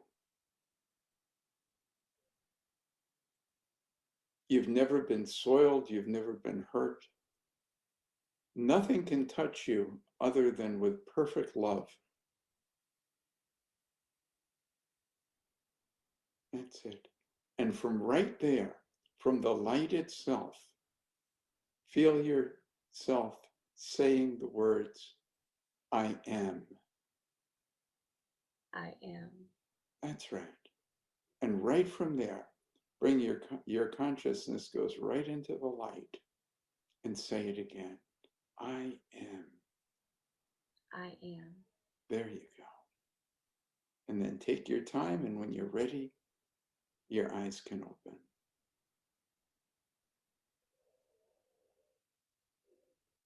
Beautiful. So I think you're a very fast learner and that you got a whole lot done today. How do you think our meeting went? I feel great. I really do. That was amazing. Yeah. Beautiful. So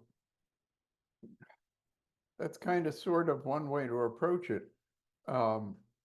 And I'd be more than happy to hear any question, comment, concern, Marissa,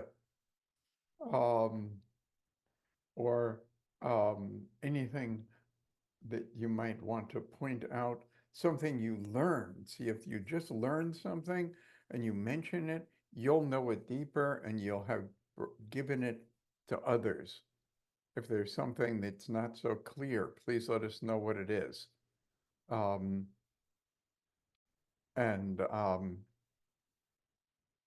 You know, the job is that you're gonna see what I'm intending is that you folks can now do this with people. So you can certainly see what's going on and understand it much better than your friends can, but also think you're about to be asked to do it. And what do you need in order to be able to do it? Ian, I'm interested in your comment. So I've been using this process you just used, which is looking back at the younger woman, younger child, and then the positive memory. I call it sparkles. I just say we're doing sparkles. But I usually get the ages of several events, and then I get several positives, and then I do them all together. Like I do one, and then I do the next and the next. You did one at a time. Is there any difference really? Do you think one's better? Well, I mean, how would you do more than one at a time? Well, I get like 5 different ages of 5 different things that happened. And then I collect 5 positive things. And then once I have my traumas and my positives, we stand shoulder to shoulder and we do the first one, look back and then see this wonderful thing that's going to happen. And she's headed for that. She can't not be headed for that.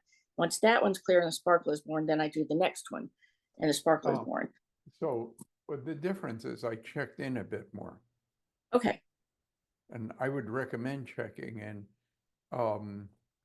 It's hard to check in too much, but it's if you haven't checked and you're flying blind, you can be in significant trouble with that. So I would check more often. Kat? I just watch the face to make sure that the smile comes. But yes, I'll check in more. I'll do it different. Yeah, both. To Yeah. hear what people are saying too. Kat? Yeah.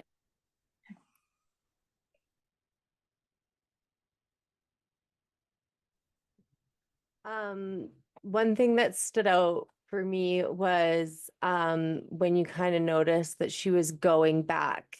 I think it was the third time you went back to one of the memories, how you brought her back and were like, stay here with me, like here's better. And just to see her shift when you were like, you know how to do a shoulder bump. And as soon as you did that, and when her eyes were closed, just how you like kept that connection with her. And her face just went so light and she smiled as her eyes were closed when you said, now give me a shoulder bump. And like the one side of her mouth went up in a smile. It just really showed, it was a good example of how you can keep connection when you see them not staying present. It was cool to see. And that's going on, dear, while she's recalling in quite vivid detail being raped and passed around and raped again. So we can see why when I said, now think of that one, that might suck her in a bit. It was, you know, I mean, from here, it seems really awful and was also recent. So a recent awful thing, that's a big magnet. So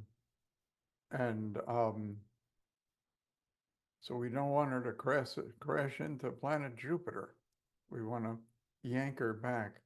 The shoulder bump thing just seemed to work just fine with this young lady because it was connecting, but it was also pretty silly for her. She's going to bump my shoulder with her shoulder, and she knows, you know, that's not what's going on, and yet it is what's going on. So it made her giggle a little bit and kept her present. Thanks for what you noticed. David? It was a few things with me. One, when you're standing side by side looking at the still photo, that sort of sets her up for the shoulder bump. I was waiting for that to come in if you needed it. 'Cause Yeah, you're yeah. already, yeah. Another thing, in the first part of this, when you were, when she was remembering some of the things that happened, you made the comment that, you know, a lot of times when we look back on things, it's worse than what it was at the time, which is what we were talking about at the very beginning, you know, of class today. And I get the sense that in some way that, I don't want to say it minimizes what happened before, but it might make it easier to approach. You know, if we realize that wasn't as bad as we might be thinking. And another thing that sort of sunk in with me was that you have her look at a still photo because trauma is frozen in time. And it's not a moving picture. And then when, but the key to moving through the trauma is to have her recognize where she's going in the future, and that movement from the still photo into the future, is that what really clears the trauma? Well, all of it does, but that's a Yeah. big piece of it. Yeah. Yeah. Okay. And the connection. Mm-hmm. I mean, it's a profound connection. And the connection is from her to me, not from me to her.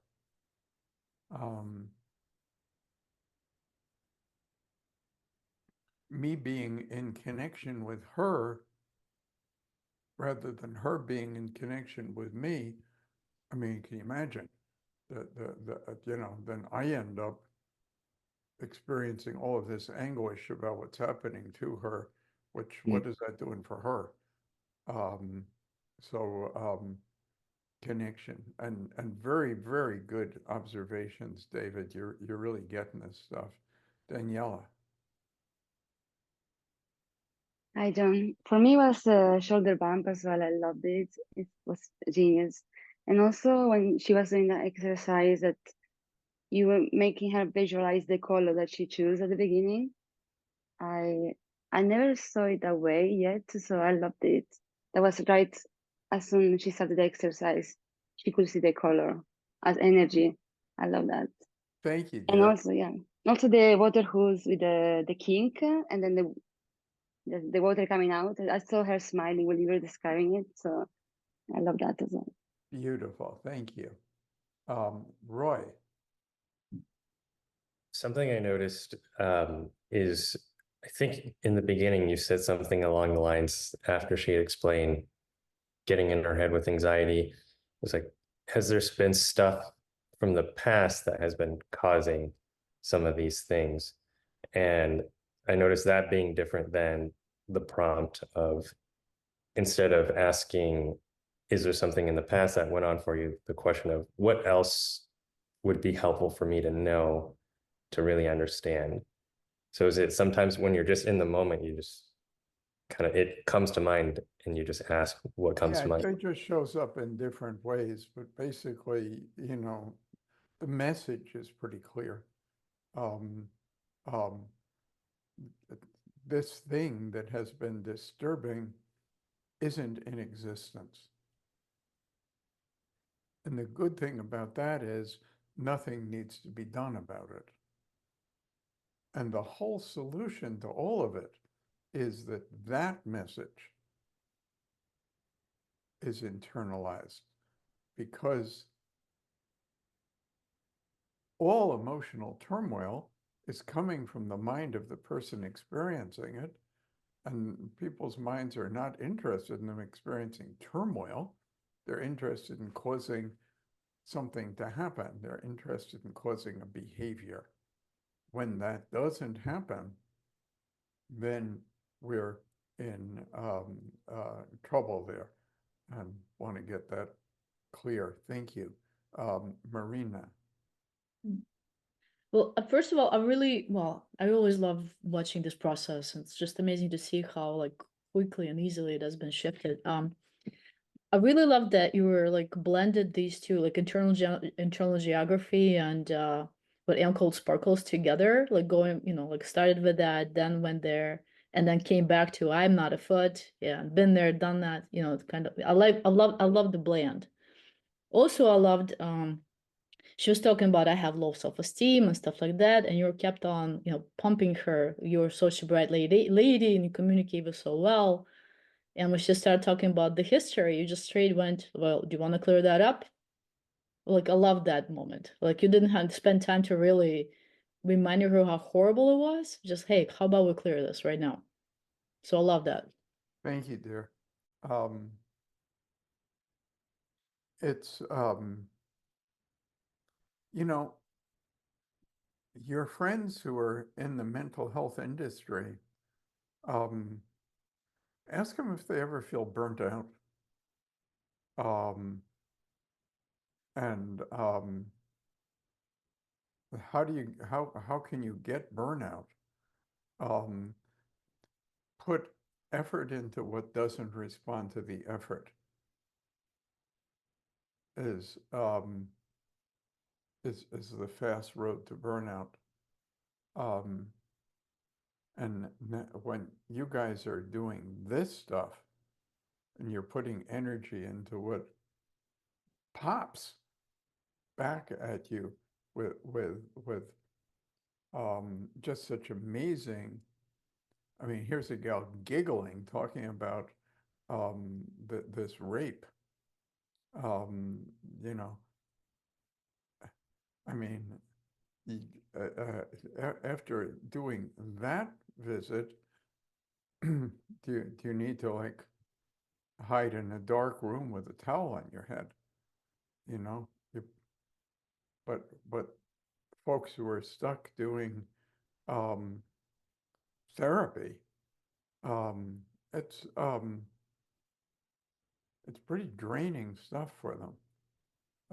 Lots of effort, hardly any results. Jocelyn. It could be just a small thing, but asking just in case there's something more to understand. And I think you addressed it recently, but something didn't sink in. When you're looking back at a memory and saying it will never happen, there's a gap in my head. I go again, my mind fills in that little space right after. And I'm wondering what the conscious choice, or not choice, but what the that approach is to omit again.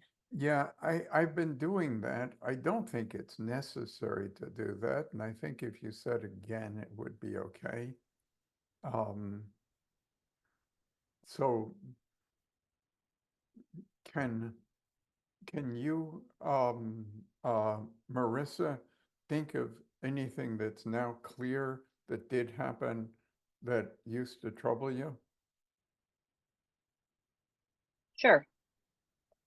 And how old were you when that happened? 7 would be one. Okay, so think of that one and just notice the response to the two sentences and just tell me Okay. what it is, whatever it is. So think of the thing that happened when you were 7, and Marissa, that is never going to happen to you. Now, clear that for a moment. And Marissa, that's not going to happen again.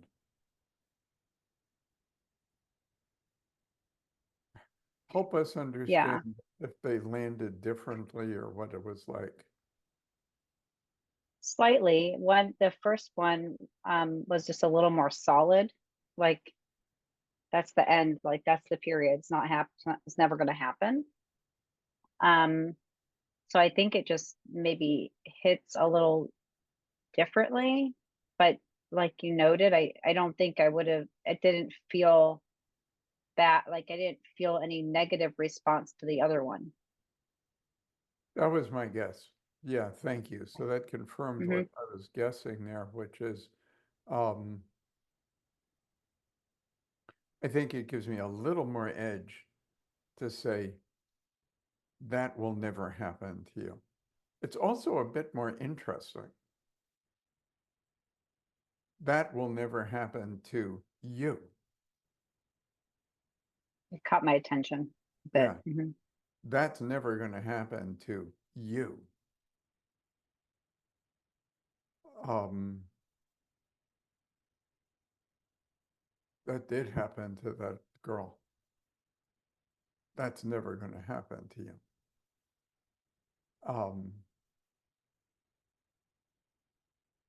But it's so subtle, and it's something I do, and it seems to work for me. But it's not anything that you got to get yourself in any uproar about. Joanna?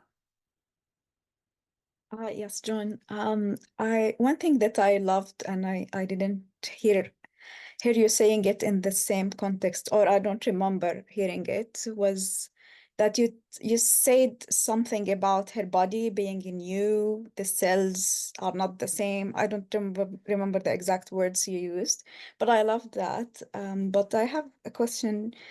Is that to emphasize the idea that it doesn't exist? Like it's a different body, it's not the same body. People, particularly around sexual trauma, can come away with a feeling of dirty. He made me dirty.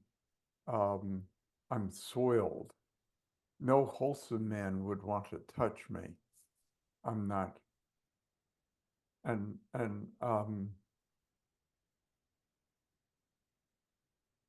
who knows what honor killing is?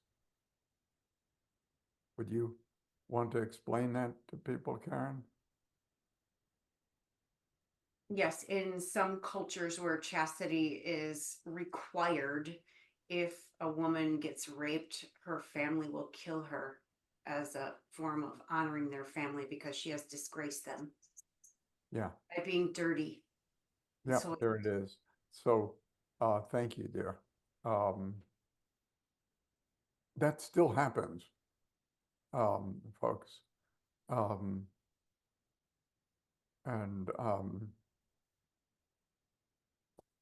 It actually happens in my country. We always hear about it. would you tell us a little bit up there, please? Yeah, like every now and then we'd hear about women being killed by their family because they had sex or they were raped with someone and they just kill her, and it happens, and I don't know. There is no explanation for it. It's just like a cultural thing because sex is not really something that is allowed beyond marriage back home. So it happens a lot, Yeah, happens a lot. more than can people imagine.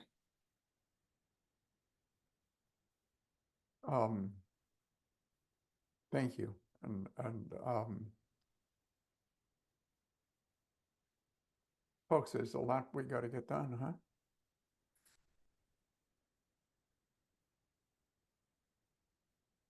I mean,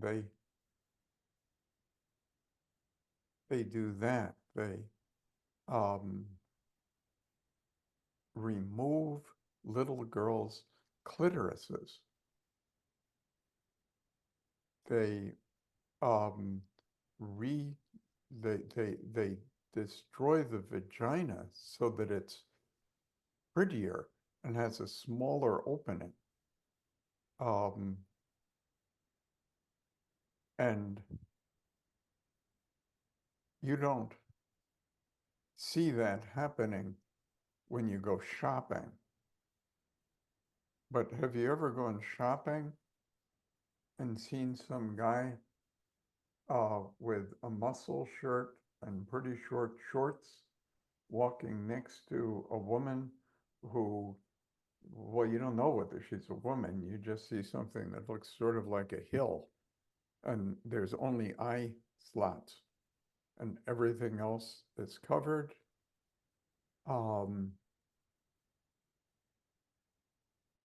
And that woman, when you see this woman walking toward you in a shopping mall, looking out from little eye holes, but nothing else, there's no skin, there's no hair, there's only billowy cloth.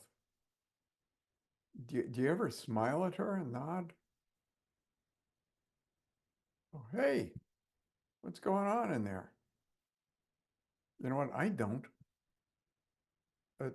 It doesn't occur to me to be smiling and waving at somebody who I only see.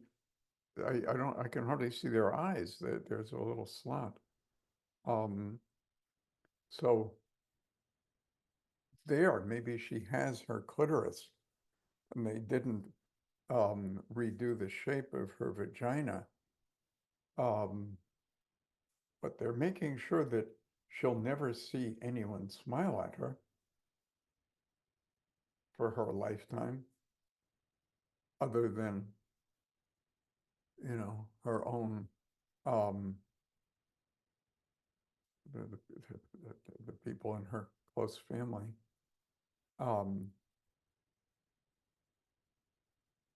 So there's a lot of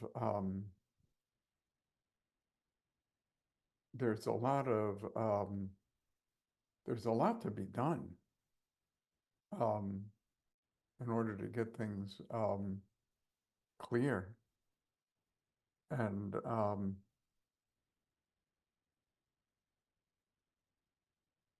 yeah,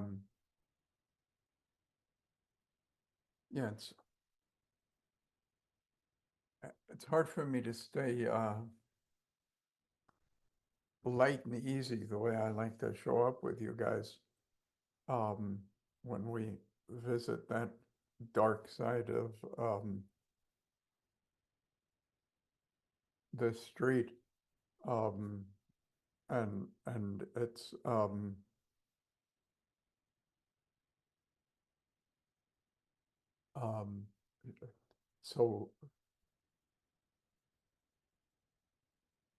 so there's significant amounts of shame associated with sexuality.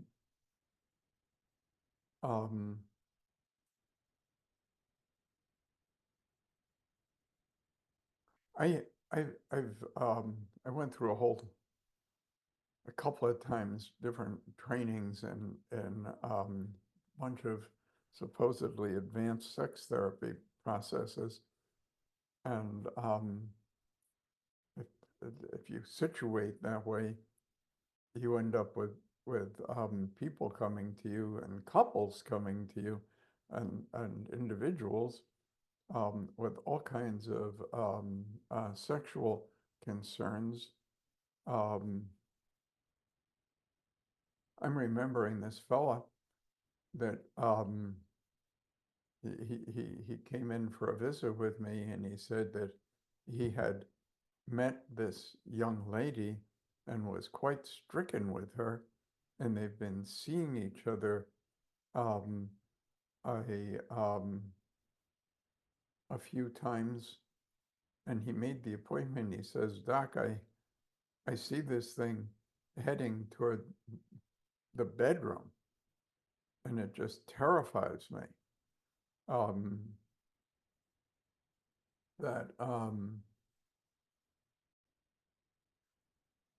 Well, what's terrifying about it? You know, well, I've had sexual experiences with people that I was, you know, dating, and there were times that as much as I wanted to, and as much as I cared about the person, I didn't have an erection. So it's so scary to think about that happening. And so I said to him, oh yeah, well, what did she say about it when you explained that? And he said, what? I said, well, you've been dating her, you've been kind of afraid you're not going to get it up, What'd she say when you told her that? And he looked at me like I had 3 heads. Told her that? I can't say that to her. I can't say that to her. And I think I said something subtle like, is this the same woman that you're anticipating is about to look at your naked ass that you're not quite sure how to have a conversation with?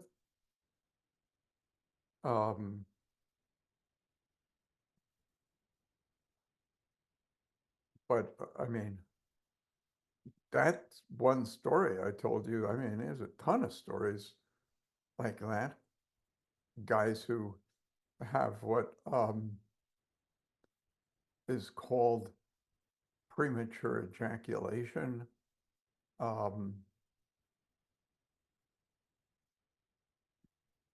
Or what's called impotency or erectile incompetence. Who comes up with these words? Those are reassuring, don't you think?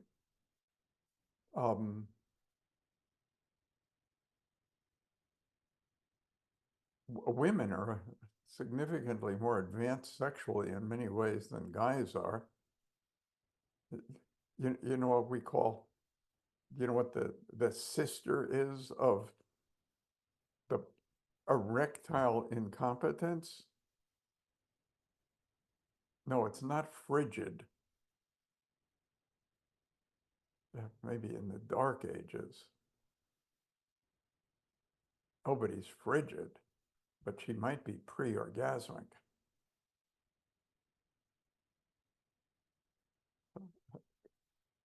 That's sort of sweet, right?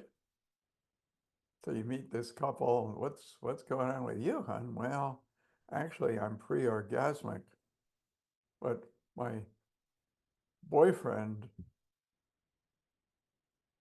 has erectile incompetence. And he's impotent. Oh, that's sexy, isn't it? What are we doing? You know?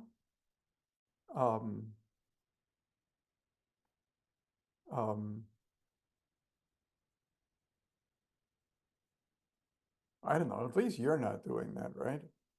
I mean, you can remember when your son ran into your room and said, Mom, my goodness, I just had about the best orgasm when I was jerking off in my room. Oh, that's good, sweetie.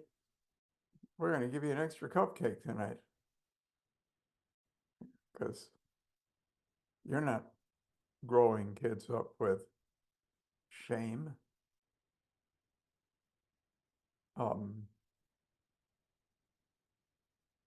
Are we? Anyway, blah, blah, blah. I know I'm preaching to the choir. I apologize for that. The assholes that need to hear this message didn't show up today. And so all I do is get to be gross and creepy to my friends that I care about so much. So sorry, but Joanna and I wanted you to know that there's still some stuff to be pretty damn concerned about. There was a gal, I think it was Saudi Arabia. She found out this guy that she had dated had some photos of her, and she wanted them back. So they met at the agreed upon place and time, and he brought a few friends with him, and they just took turns raping her ex-boyfriend and his current posse. And she went to the police and reported the rape. And they arrested him and all the other guys. And her. And she was arrested for showing up with a guy unescorted. And she was sentenced to being whipped on her bare back. And her attorney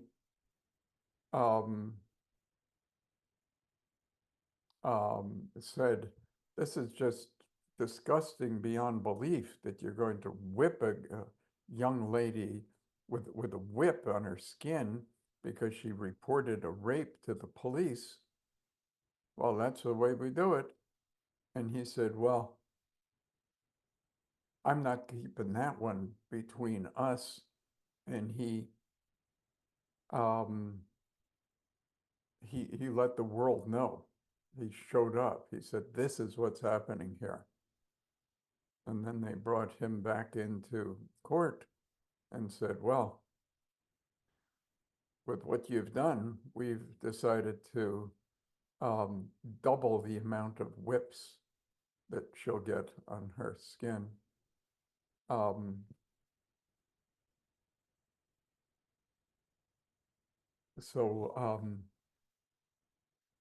You know, like what's going on with that?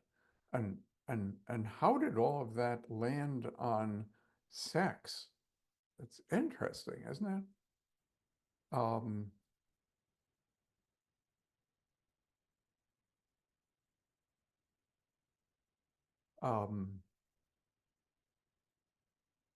I think it's so interesting that if any of you are thinking that sexually you've got it together and you're living in joy and clarity and sensuality,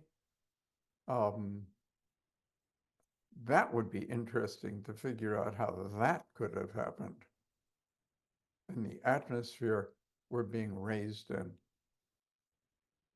And know these things matter, you see, because you're going to deal with a girl like this one. I have met with hundreds and hundreds of women who have stories like this gal. And you know what I used to ask? If you look at the statistics around how many women are getting sexually assaulted at some point during their lives, it's you know, it's horrific.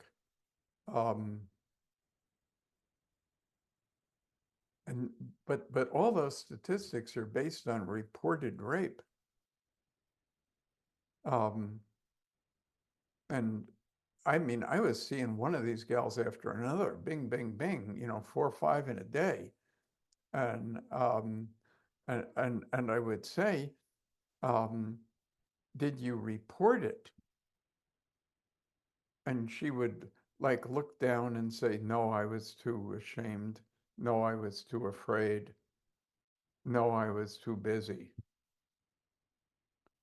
But always reported not reporting it, always told me about not reporting it with shame.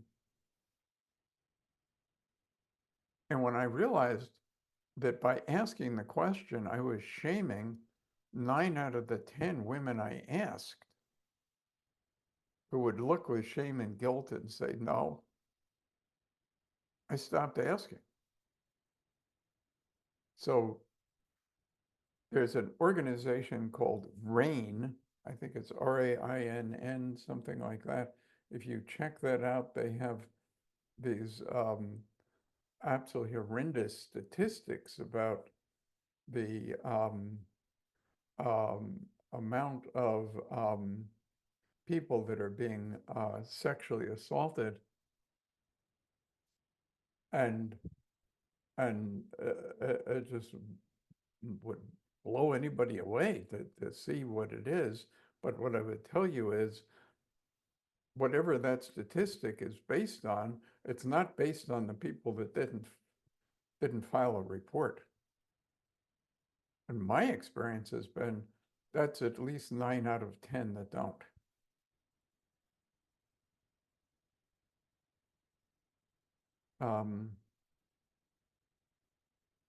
So if you were breaking into somebody's house as a burglar and you're stealing their money and their jewelry and all their stuff, you might want to rape them before you leave, because that way they're at least less likely to call the police. Burglaries get reported. Rapes, not so much. I guess we might need another stretch break, don't you think? Because I can't stand listening to myself for any longer. So how about we at least take 10 minutes to kind of reset gears, and then let's get back together and really get how to do this well. You're just such wonderful people. Thank you for showing up.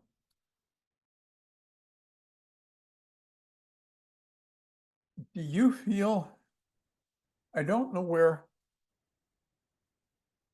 you guys are at around doing hypnotic stuff and getting responsiveness, but I do know that there are many people that trained with me even for years and then would confide in me, oh, John, I find this stuff wonderful. I use it all day, every day. I mean, I never did any of this stuff where I told anybody to close their eyes, but I certainly use the other concepts.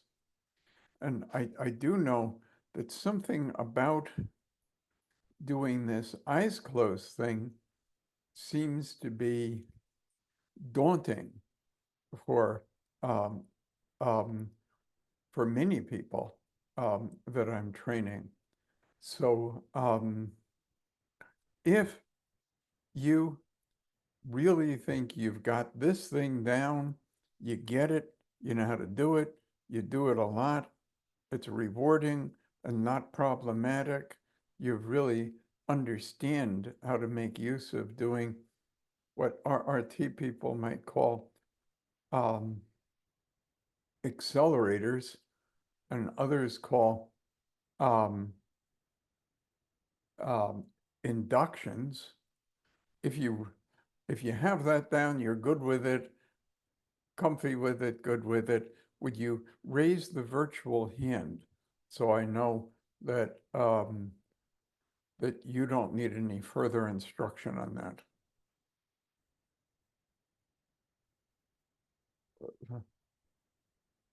We have, I just gave you the wrong instruction. If you have, I don't mean that you're ready to do a stage show.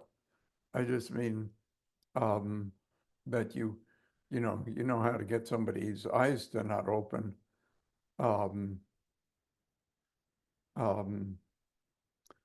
Chris wanted to show up that he's able to get both eyes to not open. So that's why he's there twice. So if you're good with all of that, if you can get somebody's hand to be shaking and their eyes can't open and you've got that down and you don't really need too much more with that, would you raise your hand and let me know that we don't really need to cover that? So, so there are a number of you where there's still some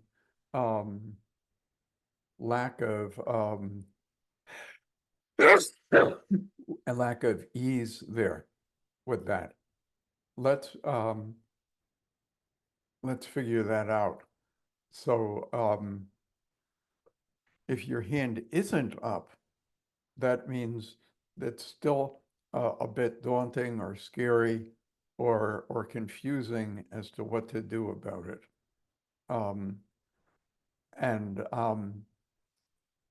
I would like some help understanding where there's been a stuckness so that I can do more effective teaching. So would any of you whose hands aren't up share with me where you feel any stuckness, fearfulness, concern around this thing so that I can do better for you? How do we know who to even call on? Because I'm all confused with, I put the hands up in the other direction on purpose, but now. So let's all put our hands down. So I'm not so confused. And so Tessa, I believe your hand wasn't up as one of the people who said, yeah, I totally got this. So where, my friend, do you feel any stuck, fear, confusion, anything in the way of you being effective with this? I think that the reason I didn't put up my hand isn't because I haven't been successful. It's more that it seems like sometimes it works and sometimes it doesn't. And if it doesn't work, I don't quite know what to do to get it to work. Like if somebody already seems quite responsive to me, even just in dialogue, like usually when I'm talking, I can tell. And then I'll move into accelerators and it's kind of smooth. But if I'm unsure how responsive they are, or if they're not being responsive, I don't really have a sense of like, okay, what to do in that situation.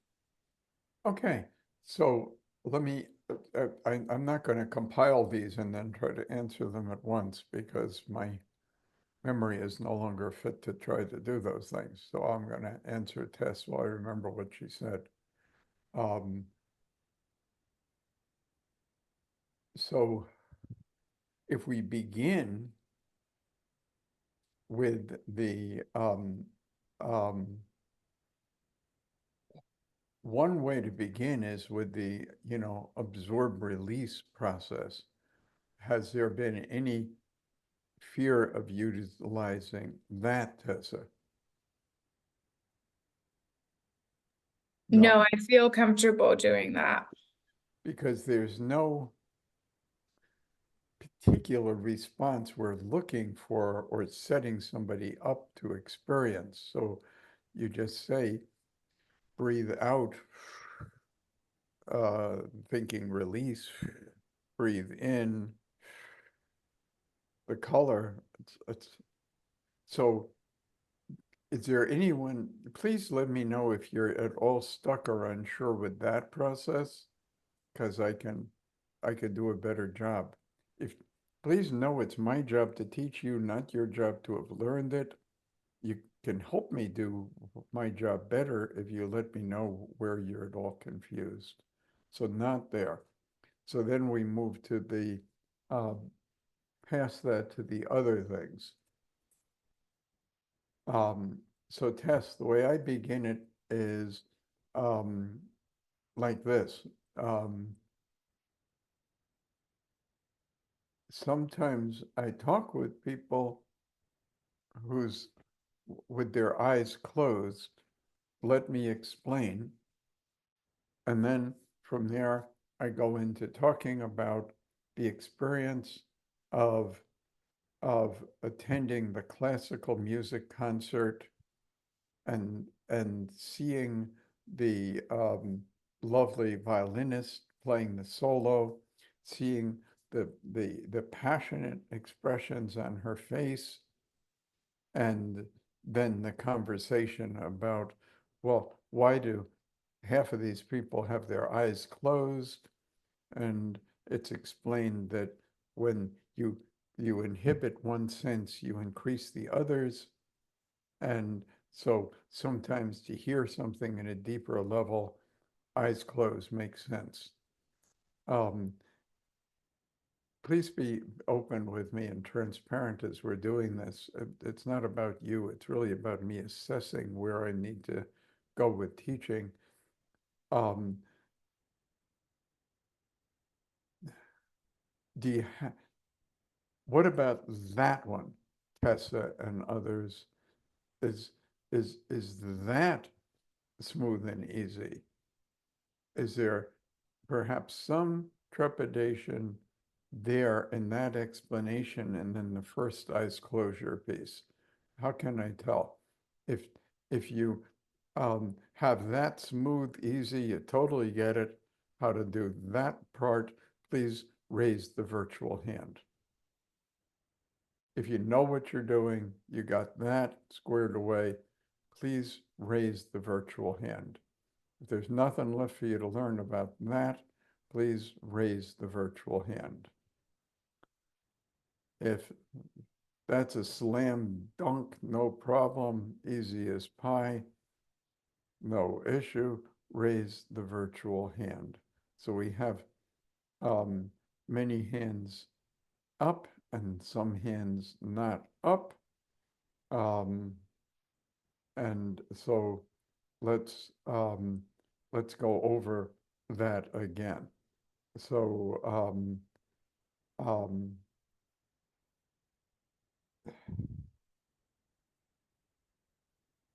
Michelle, your hand was up, wasn't it there? May I ask you to do that with somebody so that we kind of can hear it and smooth it out? Would you be okay with that? Michelle N, yes, dear. Yes, no, hello? How do I get her attention? Oh, there we go. Okay, I couldn't unmute. I'm sorry about that. Thank you. Is that something you would be okay doing? Just that dialogue? I would rather observe it. I feel comfortable doing it, but I'd rather observe it. Uh-huh. Dina, would you be good with doing that? No, I was one of the non-hand raisers. Thank you. Jocelyn, would you be good with doing that? I'd be okay with practicing it. Okay. Would you Ann, your hand is up. You'd be okay with doing it, I guess? Let's see. I was raising it. I can do that, but I was raising my hand to ask, when you're describing the symphony and all of that, are their eyes open or closed? Open. Open. Okay, open.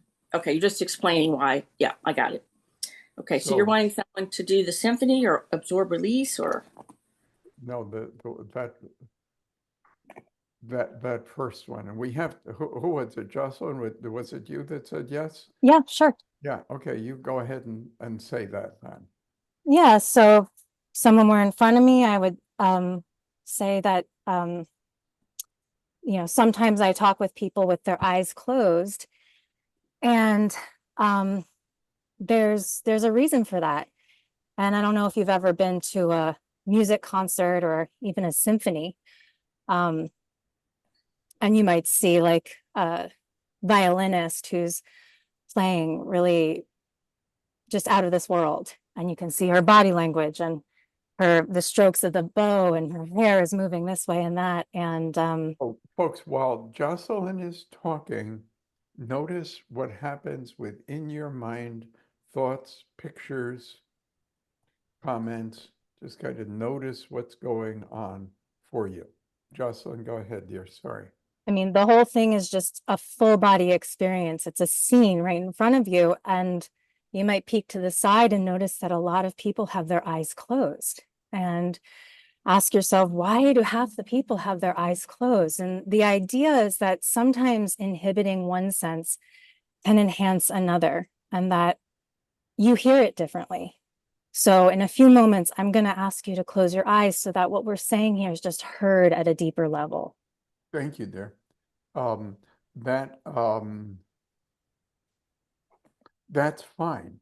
And you noticed, the rest of you, I believe, what you experienced within, meaning what did you feel? What did you see?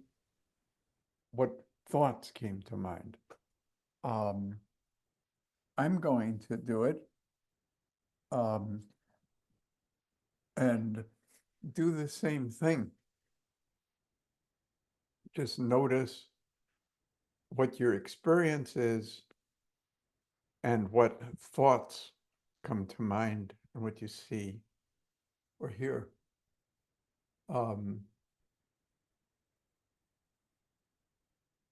So if we went together to a classical music concert, I mean, we're going to get dressed up for that one. This is not a rock concert. They're going to wear those jeans with the holes in them. Everybody's really fancied up, magnificent concert hall. The spotlight is on this lovely violinist. You can see the orchestra in the shadow behind her. And as she begins to play, it's the sound, but watching her face, so passionate, the expressions just moving and changing and shifting as she plays. That's when I notice many of these people in the audience have their eyes closed. I say to you, why don't they have their eyes open? Can't they hear with their eyes open? And you explain to me, well, of course they can. But sometimes when somebody really wants to hear deeply, they'll close their eyes. And then as they shut down one sense, the other one becomes even more acute. Because of that, sometimes I'll talk with you with your eyes closed in order to cause what we're doing to be heard and experienced so deeply that the changes that are intended happen for you automatically. So somebody please tell me what your experience was hearing me describe that. Let me try again. Somebody please, thank you. David. I went to the symphony. Thank you. Karen. It was like being in the story, not just listening to it, experiencing it. Okay. So thank you. So that's what to intend.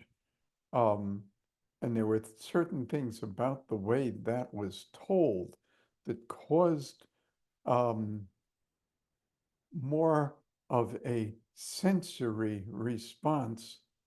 Do you remember the classes you took in high school or even college where they focused on how to language things so that you would get more intense sensory responses from the people you were speaking with?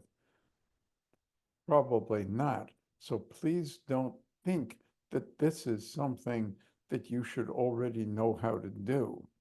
I think the things that I'm showing you indeed do require some skill and have been refined over a pretty extensive period of time. The worst thing you can do is think you should get it more easily than you are. Or feel in any way that you need to feel burdened by learning this. Please put the burden on me. It's my job, not yours. And I'm happy to show you those things. So that's where it begins.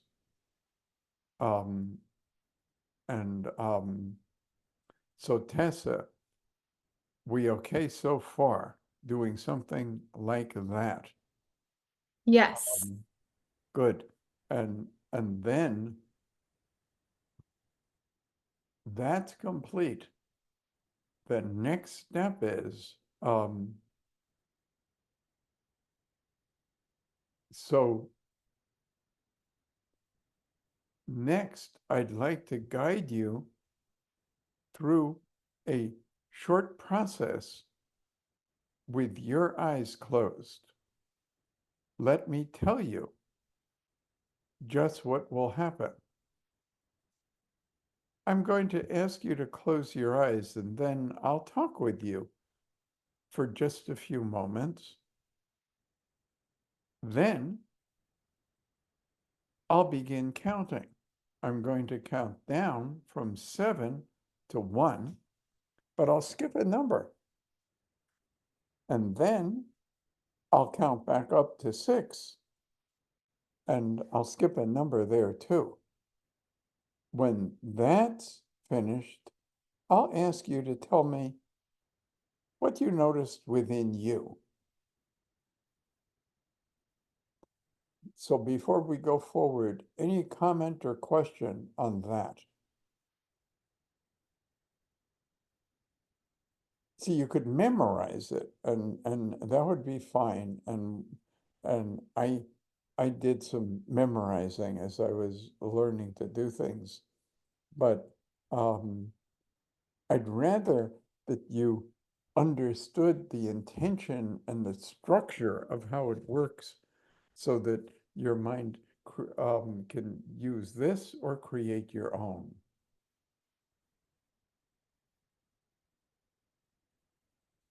So then, with that done, the next step goes like this. So I'll do it with each of you. First, Tabitha, yes, dear.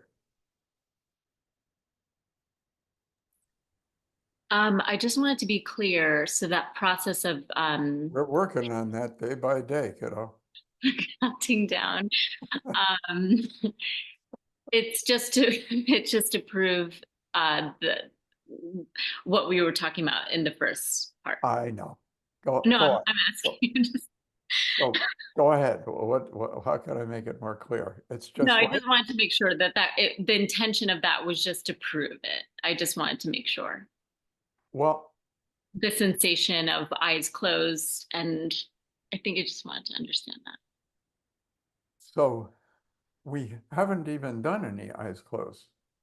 Well, I guess the counting down, maybe I want to understand more fully Well, what let's would see be what let's see what happens with it then, and then we'll go through it. Dina. I just want to comment. I think what's just become really clear to me. So I was working with someone earlier today, and I was able to do the release and absorb, and I did the hand energy. I could do and I did the energy ball, but what happened was the couple things that you've just gone through, I forgot about the symphony thing, and I didn't do this countdown thing. I didn't have her. I had a connection, but she wasn't ready yet. And like those things you've just done, so it's like that's like it would have prepped her. Like I Yes. didn't fully have her or something. Beautiful. Okay, so we're going to go right from that to the next step, and I'll do that after I talk with Carrie. Yes. Can you hear me okay? Yes. Yeah, okay. Here's something that I noticed during this phase a couple of times. The one that I remember the most clearly is when I checked in with him after the process. You know, what was going on inside of you? He said, and it was nothing that we had talked about. He said, "Oh, I could see this kitten in a storm," which I kind of thought was maybe symbolic of some of the toxic relationship that he'd been in, and we kind of talked about that, but I don't know if that's what it was or not. But when they come up with something that's just like off the wall like that, is there a meaning to it, or is it that they just weren't getting what I was doing? Well, it means that's what went on in his mind, and you've created enough connection for him to tell you. Okay. So that's what it means. Good. So then from that first piece, I'll say, so I'll guide you through a process, a short process. What will happen is I'll talk with you for just a few moments.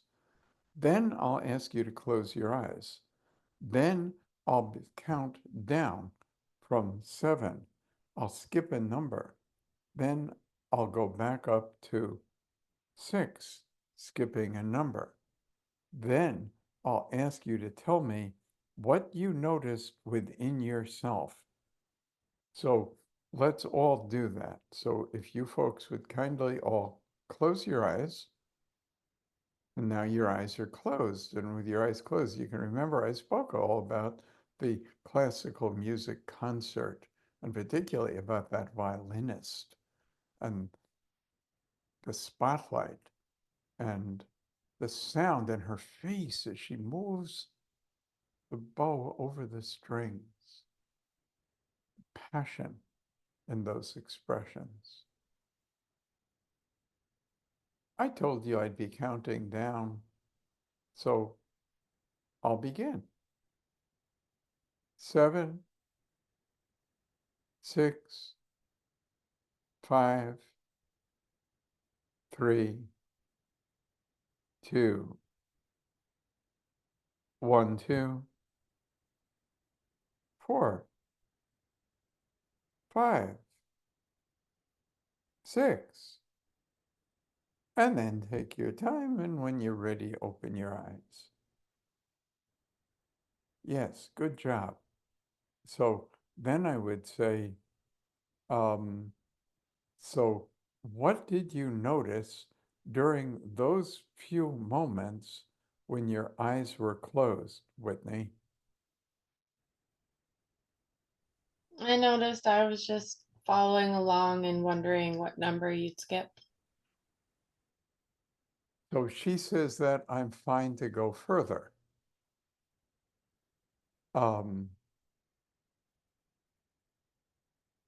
Did anybody have an experience somewhat different from Whitney's? Anne? I was actually distracted by the waiting for the missing number and all of that. Like I was, in the beginning, I was really connected to the vision and all that. I could see it. My head was moving. And then I got distracted, not by the counting, but by the missing numbers. Yes, thank you. Did anyone have an experience different from either of those two? Natalie? Sorry. I was wondering if there was significance. My mind went into, I wonder why I skipped that number. I wonder what, and then I was like more in that rather than like being present. Thank you. Valerie Ann? I was feeling very clear and peaceful. Thank you. Tessa? I was noticing that my attention was like bouncing around to different thoughts. Thank you. So now the key here is, how do you respond to these different ways of that people will have responded? Because I didn't just do that, but let's me have another a shot at the same thing.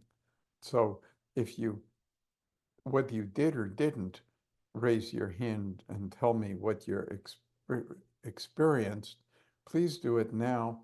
This time, let's think of how we'll respond to what somebody has said.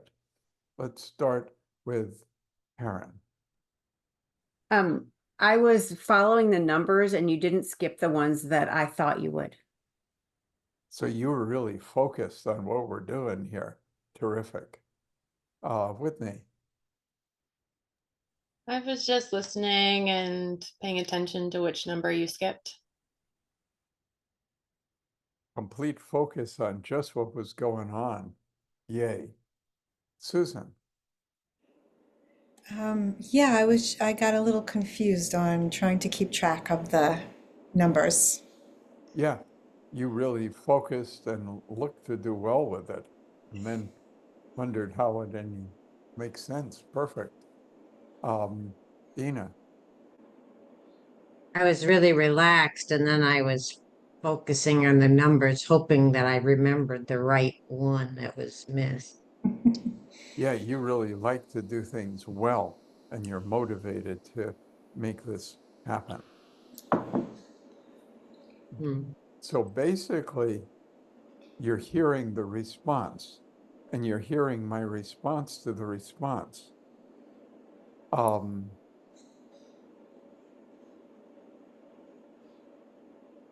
And I'm learning some things about people. So, and then I'll be counting down and I'll be counting up. I'll be skipping a number both ways. So then I'll be asking you what you noticed within yourself during those few moments. Well, I heard that you seemed to swallow just before you said number 3, and that your chair moved.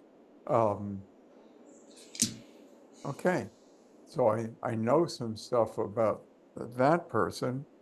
One is, although he's been directed to know that, you know, what's interesting is what's going on within him.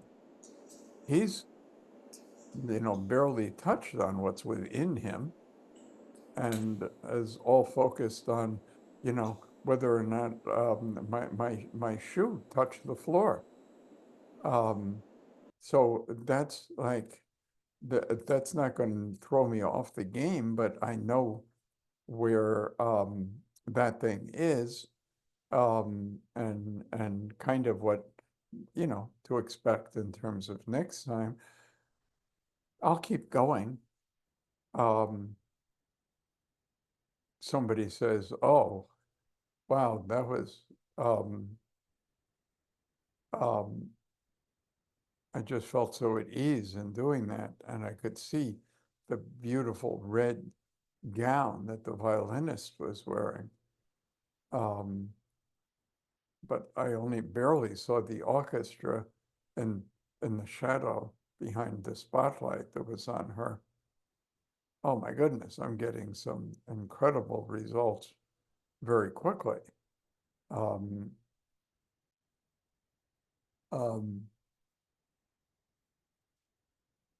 I was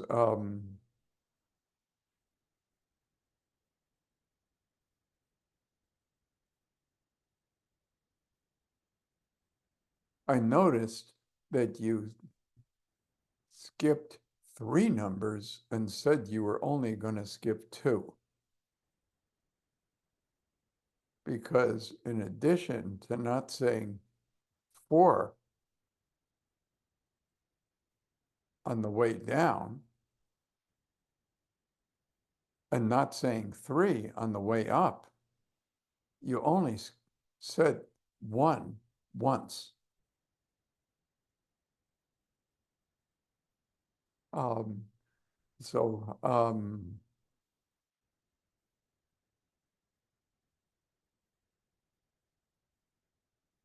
You know, if I needed to hire somebody to guard my property, you know, because I don't want anybody setting my house on fire while I go to the grocery store, that last guy might be just the dude I'm looking for, because he's on patrol out there.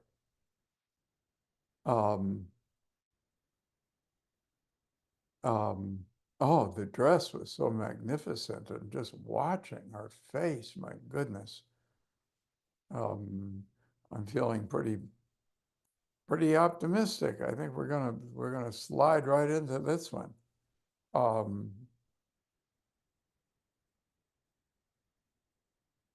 Yeah, you said you were only gonna skip 2 numbers and you actually skipped 3. What are you trying to get away with, fucker? Okay, well that's kind of interesting. I just thought if you'd invite me into your home, I could, like poison your dog, steal your daughter, and set your furniture on fire. Okay, that's what that dude is looking for. So I get something quickly, I get to get a response quickly, and I get to say something reassuring and uplifting. Yeah, you didn't, you skipped those numbers, but you only said 1 once. So I saw you try to get away with that. Exactly. That's just what I was looking for. You are highly alert and notice what's going on. That's reassuring. We can move forward with that. What hypnotists tend to do is say, are you ready to be hypnotized? Yes. Okay, Joanna, you're consenting to the hypnosis. Yes, I consent. Okay, let's go over here to the hypnosis chair. I'm not making this stuff up. There are quite a few people that would proceed in just that fashion.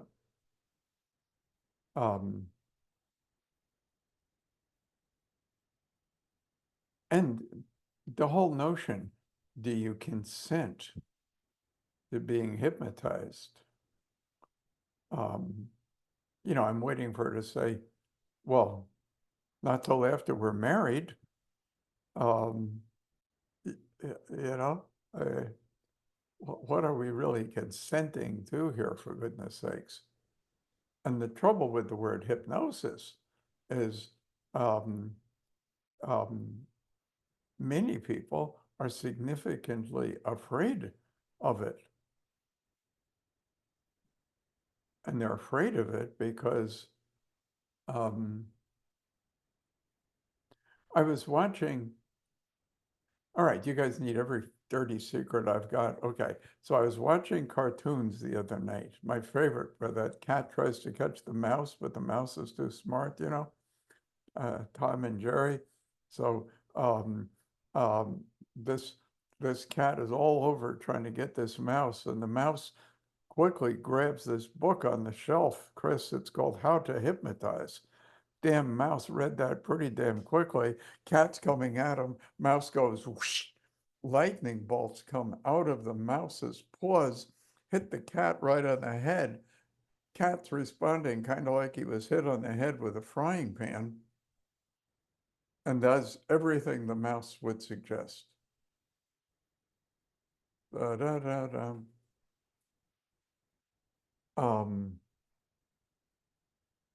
I think I saw that cartoon when I was a kid, and I said, I gotta learn to do that, because I have a lot of kids looking to beat me up.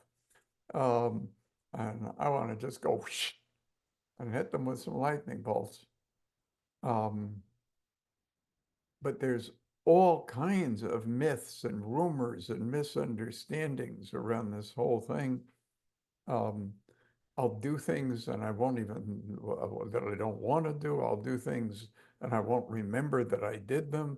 I will reveal my secrets. I might get stuck in this thing and never come out of it.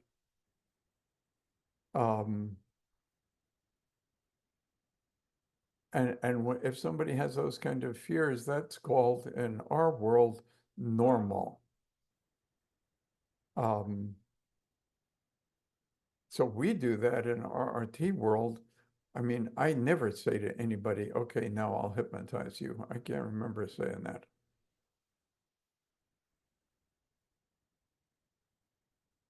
But I'll say, I want to talk with you sometimes with your eyes closed because we hear in a different way, and reference the classical music concert. I skip the numbers because it's kind of interesting what happens as a result of that. Or some people are just like, yeah, you told me you're going to skip a number and you did. By the way, it creates credibility. I'm telling you I'm going to do it, and I do exactly what I told you. So we're pretty good there. Other than the guy who is on patrol and realizes I only said one once, and now I'm in real trouble. He's looking at me and saying, ha ha, I see what you tried to get away with. So, okay. It's good to kind of know who I'm dealing with here. And then from there, where's Tessa? Is she still with me? Nope. Yes, I'm Oh, here. there she is. You okay so far, kiddo? Mm-hmm. This song is being played for you, right? So, yeah, you're okay so far. There we go. And Yeah. then the next thing I do makes use of eye fixation and brings the eyes up before the lids close. So one method of doing an induction just goes like this. Tess, look at me. There you go. Keep your head still like a statue. Roll your eyes way up. Look up high, up. And now keep your eyes rolled up high, and as slowly as possible, close the lids at the same time. Slow, closing, slow, closing, closing, closing, closing, there, and just melt in.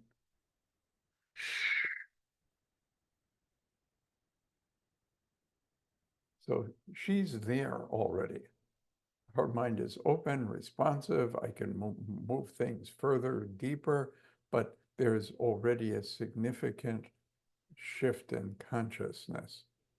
And there's more ease and more openness and more response to what's going to happen.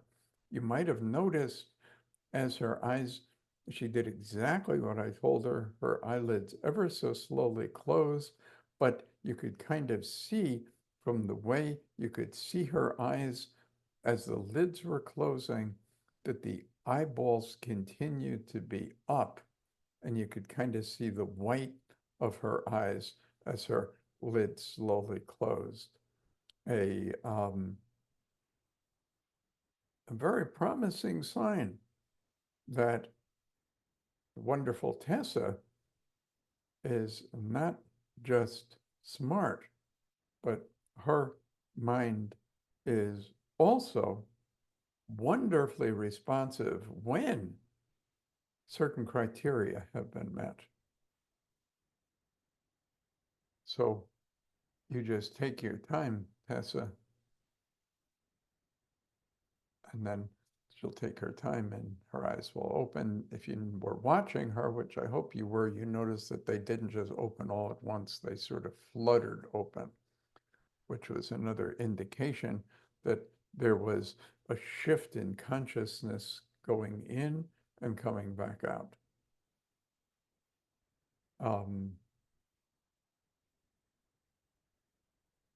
Chris, did Richard teach you all that stuff? Yeah. Yes, no? Yeah. Yeah, Some he of that did. stuff. Yeah. Richard and I both had the privilege of spending some time with Dr. Bandler. Richard has much more time in that than I do, but we at least both got to meet that guy at different times. And Well, there we go. So we've gone through a few processes. You got a chance to kind of see the beginning of it. I'm happy to move this further and further for you. I think you'll experience watching these things differently now, having kind of seen and experienced the differences. Jocelyn did what she did just fine. When I did it, you notice there were more pictures in your mind. Well, she must have slept through the class in college where they talked about how to put pictures in people's minds as you're conversing with them. So I got that, but that's not something anybody should know before being here. This is where we're teaching that stuff. If the pictures were more vivid, then there's more responsiveness. We're looking for a response to what's being said. So you're in a gallery and you're watching people pass by this painting. And one guy walks over to it and says, yeah, here's a good one. And then he's at the next one. And then you see this other guy walk over and look at the same painting, and you can see that he's actually starting to tremble. His face seems to be shifting in color, and his eyes start to moisten. There's a quick intake and breath. Both people saw the painting. One was more responsive. So you're very familiar with people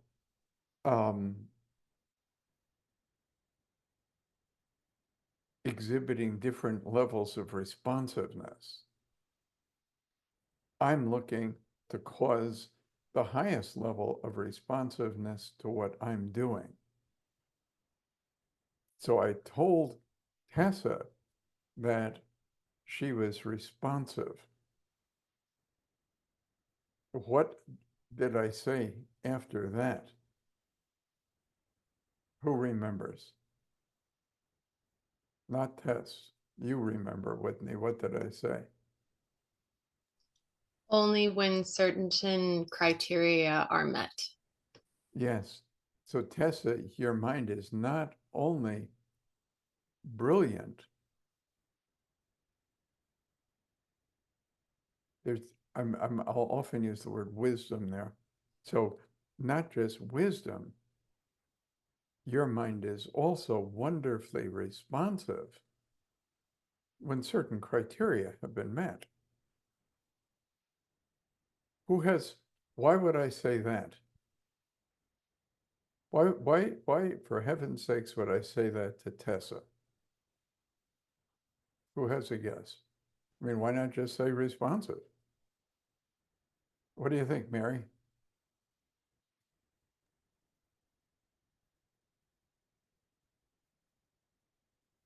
We can't hear Mary. Isn't that perplexing? She's no longer muted and we still can't hear her and she's bewildered. Isn't that adorable that she does that when she's bewildered? I bet we can hear Marina. Let's check. Because you did set up the criteria and you were guiding her through the process, again, speaking to what was happening automatically, and you want to show her that her mind was responsive to what you guided her through. So that's the criteria that's set up. Thank you. Jocelyn, why do you think I might have said that? I think it puts her in the power position. So when criteria have been met, whether you've mentioned it or not, she's the one that gets to decide how much to respond and when and why.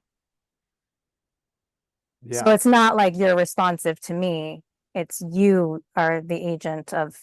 Yes, it does guide toward that. Yes, Karen? We don't want her responsive to everything. What if she sees a pharmaceutical commercial? Right. Exactly. Anything else, Whitney, or did they cover it? That you might get disagreement. Well, so watch. I'm meeting this gal. Here, watch it with Whitney. Whitney, I can see that you're really very responsive woman.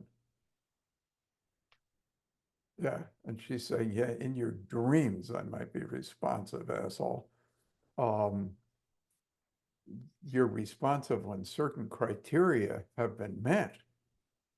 Well, indeed I am, and you haven't met them. But when you call somebody responsive, that's sort of a kind of a deep thing to say to a lady, and yet, which of you doesn't want to be amazingly responsive when criteria has been met? Yeah, so that's all slid in with just that that little sentence. And yes, Anne. I learned some time ago in learning all of this. Well, I learned what I say is your mind is wonderfully responsive when treated with respect and opening to take in, absorb, act on, integrate. Yeah, Blah, that's blah. just not as interesting as what I said. Okay. Okay. You get it? Yeah. So it's accurate, Mm-hmm. but it's not as interesting. Okay. It's like, yeah, but this is, what criteria? It's always bothered me that, not like seriously, but as a joke, it's just bothered me that the criteria are never stated. I don't know what they are. Yeah. And then it comes out, and I might even say, Tabitha, responsive when certain criteria have been met, criteria that at this moment you're not even able to recall. And she goes, no, already we're doing magic tricks with that. Marina. My comment is that you taught us to say, well, your mind responds beautifully to love, kindness, and respect when we're talking about to someone who's been like sexually abused or traumatized in some ways. Like your mind responds beautifully. Say it again, dear. Say it all again. You taught us to say this to someone who's been, like been through traumatic experiences, like your mind responds beautifully to love, kindness, and respect. You know what I mean? Like this enlightened permission. Yeah. That's what you taught. And I can go on and on about respect with things like your mind. And then later, see, I'll seed it as a question rather than give it all away immediately. When certain criteria have been met, later in the conversation, mind responsive when criteria has been met. The criteria is respect. And I notice that you respond beautifully when treated with respect. But I've also noticed, Whitney, that for you, respect is not a one-way street. And I've treasured how respectful you've been as you communicate with me. You see, it's just layered in to cause pretty significant connection and lift and all kinds of things going on there. So, lovely people, we have reached the assigned cutoff time, which is 7 Eastern. Some of you are far from Eastern. People are here from other interesting places. And I have the feeling to do more for those of you who might want to hang out later. And we kind of get more and more sort of deep into the weeds of really practicing these skills, and often land on assisting somebody with a particular concern. So if you'd like to hang out for that, that's always a great pleasure for me. And it feels quite lovely. Things seem to get really cool and sweet, but it's a smaller group. So feel free to join us in about 10 minutes, but please feel free not to. And if you have the opportunity to attend the solutions meeting on Monday evening, I would be so grateful to see you there. And if you, whether you can attend or not, if you could send 2 people, that would be wonderful. That's our best shot at getting this out into the world, to give people an opportunity to see and experience it. They can just watch. Nobody has to say or do anything, but you get to attend and watch people experience very dramatic shifts, often very, very quickly. So show up if you are willing to for that. And then, of course, we'll see you on Tuesday. That would be on Monday. And I think we probably have something going on. Do we have something going on tomorrow? I don't even look at what the heck is going on until I wake up in the morning and go, no, you're kidding me. But tomorrow we have a mastery, which is at 1 o'clock. If you haven't yet done that, you might want to get your feet wet in it. It's really a very deep learning experience. And then there we go. So that's what's going on. And then on Saturday at 6 p.m. Eastern time, there's open forum. Mastery and open forum are pretty close. Open forum, you get to ask anything you're interested in. And mastery, we're generally addressing something that somebody has a personal concern about and learning how to apply these tools right there. The pedal hits the metal. Just please be good to yourself and take care of each other. Take care of each other, and have some fun, and make your way back here safely. Bye-bye, guys. Thanks, John. We'll see you in 10 minutes if you're still with us.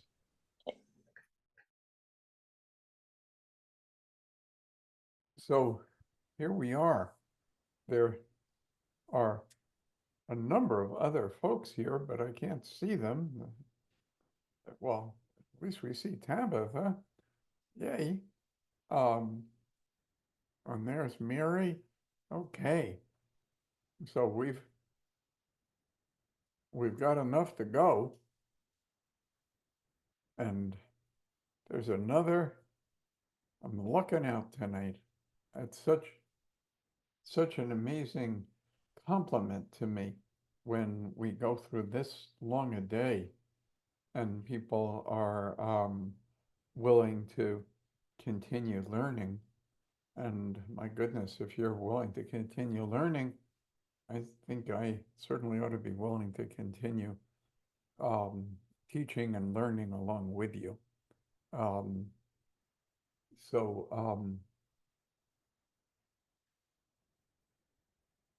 There might be something that you if you want to address something personally, that's fine, but do understand that the meeting is for teaching.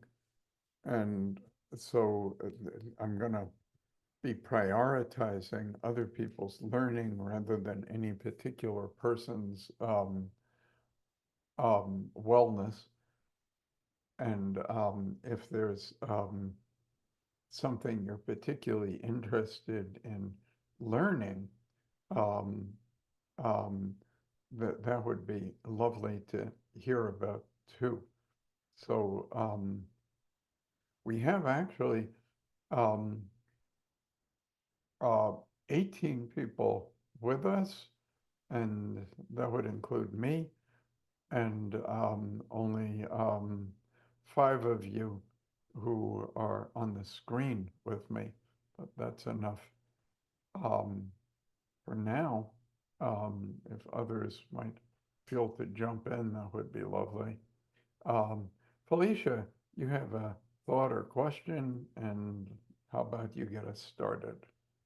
Yeah, I'm just curious. I'm loving learning all of the accelerators and just curious where you see moving forward on, like, are we just going to continue learning new ones that we've not learned as we progress into this? I think that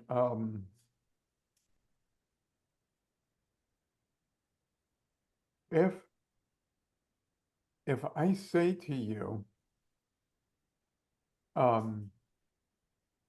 you can hear my voice,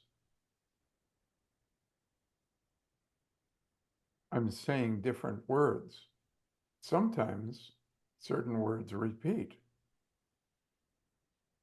And you say, uh-huh, that the screen of logic, think of logic in front of you as a screen, and the screen keeps things out. Just like a screen in your home, if the weather is nice, maybe you open the windows, but the screen keeps things you don't want in out, you know?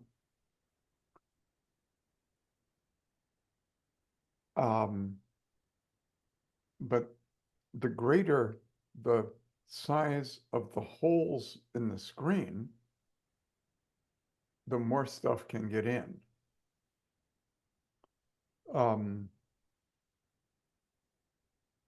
As you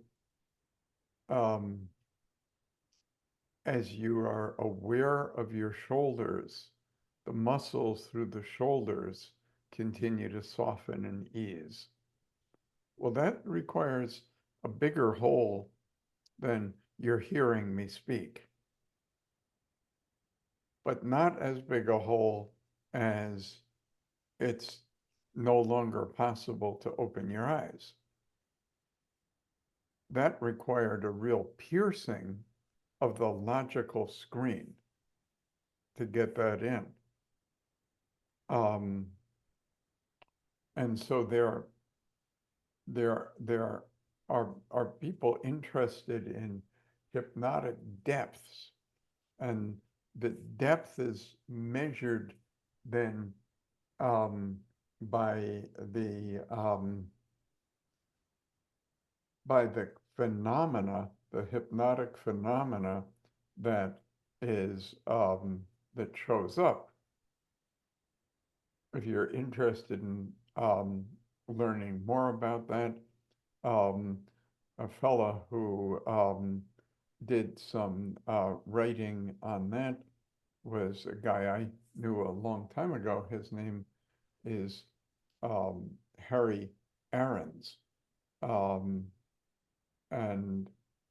And you might be able to Google or find in some weird AI thing or something, the Aarons depth scale. And there, Harry talks about different depths and levels I think he called them levels of trance. And I don't remember them, but I know that with level 5, if I tell her she's seeing something, she's seeing it.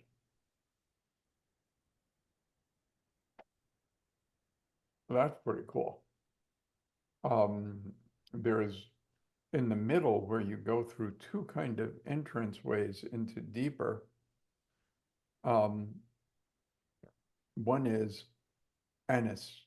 what's called glove anesthesia. So if you were wearing a heavy glove and I pinched the back of your hand, you could feel there's some pressure, but you wouldn't feel any sting. So that's when you can get through to that, that's significantly deeper than your shoulders are relaxed. And it's even deeper than you can't open your eyes. Quite a bit deeper. The other kind of signpost of moving to deeper levels is the ability to create amnesia. So if somebody no longer can find the number 4, and they count 1, 2, 3, 5, 6, then you've gone through that. In still deeper levels, well, we got to where you might see what isn't there, but you could also hear what isn't there or feel what isn't there.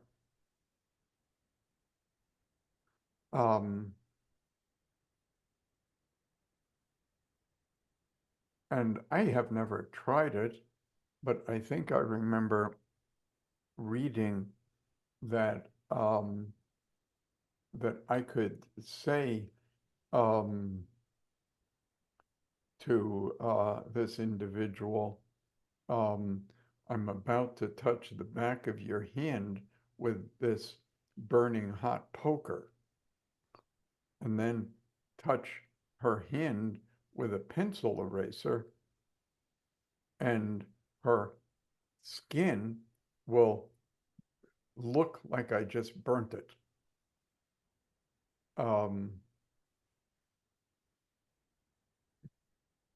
This can be useful for like dentists, because the dentist can then, with this level of responsiveness, control things like salivation and blood flow, so that she's got a more clean, dry area to work on.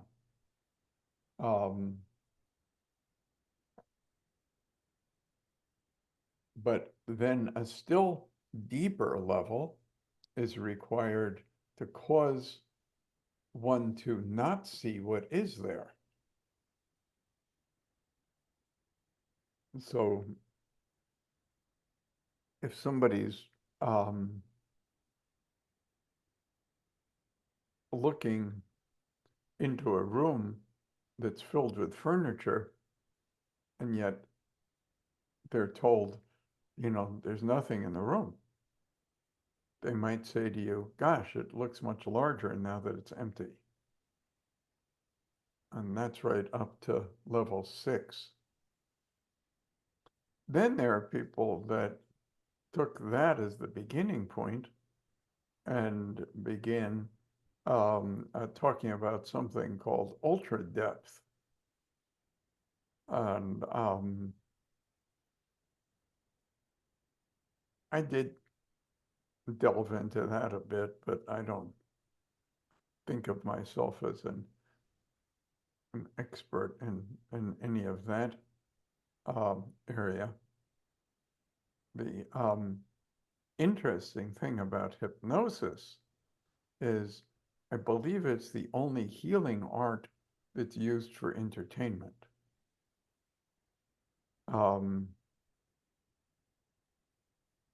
So, I mean, I don't remember going to any show where the curtain opens and there's a drum roll and out comes the dentist.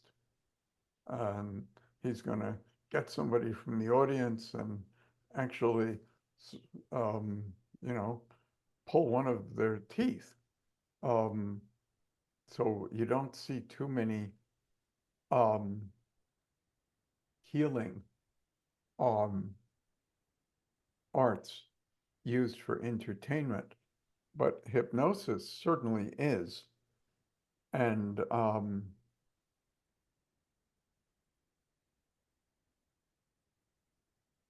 it comes to me to tell you this story. I had many, many years ago, I was in front of a room. All of the people in the room were in the mental health fields. I used to focus just there, and there are many more women than men showing up, no matter what I'm doing, but they were certainly showing up there. And I said to everyone, okay, I need your cooperation with this. It's important.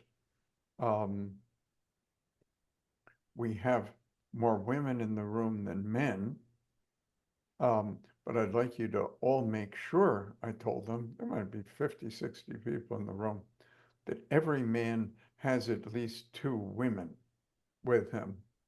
More is okay, but you got to get it so there's no guy that doesn't have at least 2 women. And some of them had 3 or more. And then I told the women, your job is the most important job. Your job is to be protective. Your job is to make sure that this guy doesn't get hurt in any way. And that's an important thing to do. So, you know, imagine me laying that out to a group of social workers and psychologists, and they're all kind of nodding rather solemn at that point because they get the importance of things being important.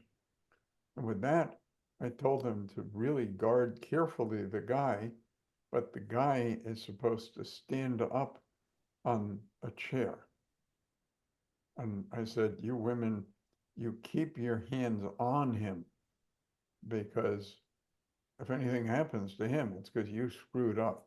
So make sure you're stabilizing his body and have your hands on him at all times.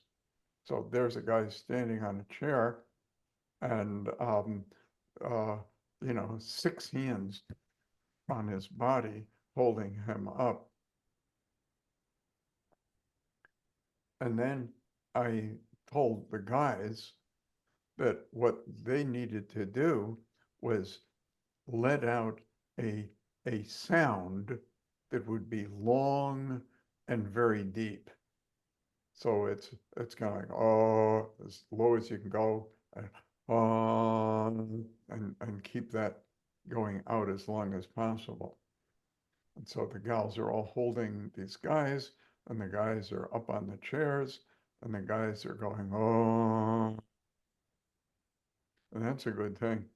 And then I said to the women, now, while these guys continue doing that and you keep your hands on his body,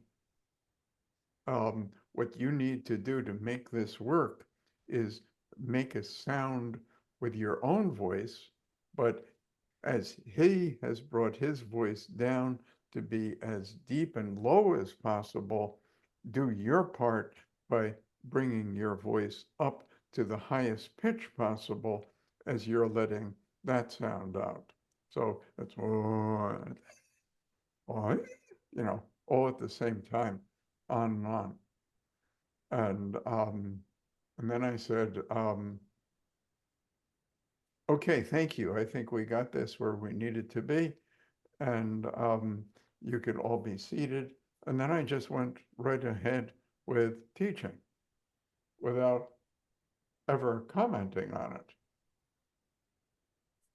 I think it was like an hour later, this guy raises his hand and says, hey, like, what the heck was this thing when we come in this morning with the,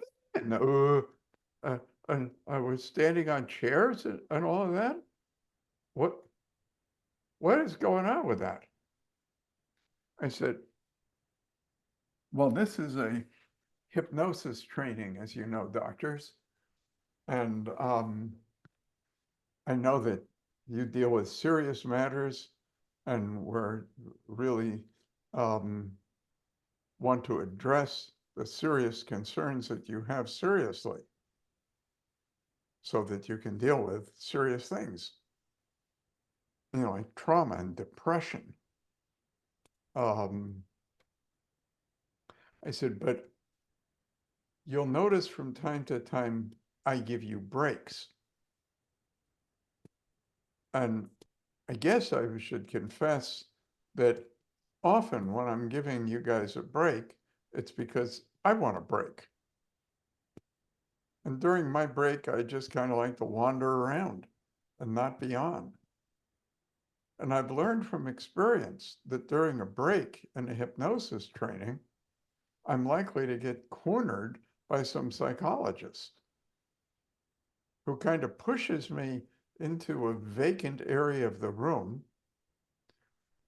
looks to see that nobody's around, leans in and says, you know, Doc, this is all very well and good, but how do you get people to do the really weird stuff? You know, because maybe he had at some point watched the Tom and Jerry cartoon or even gone to a stage hypnosis show.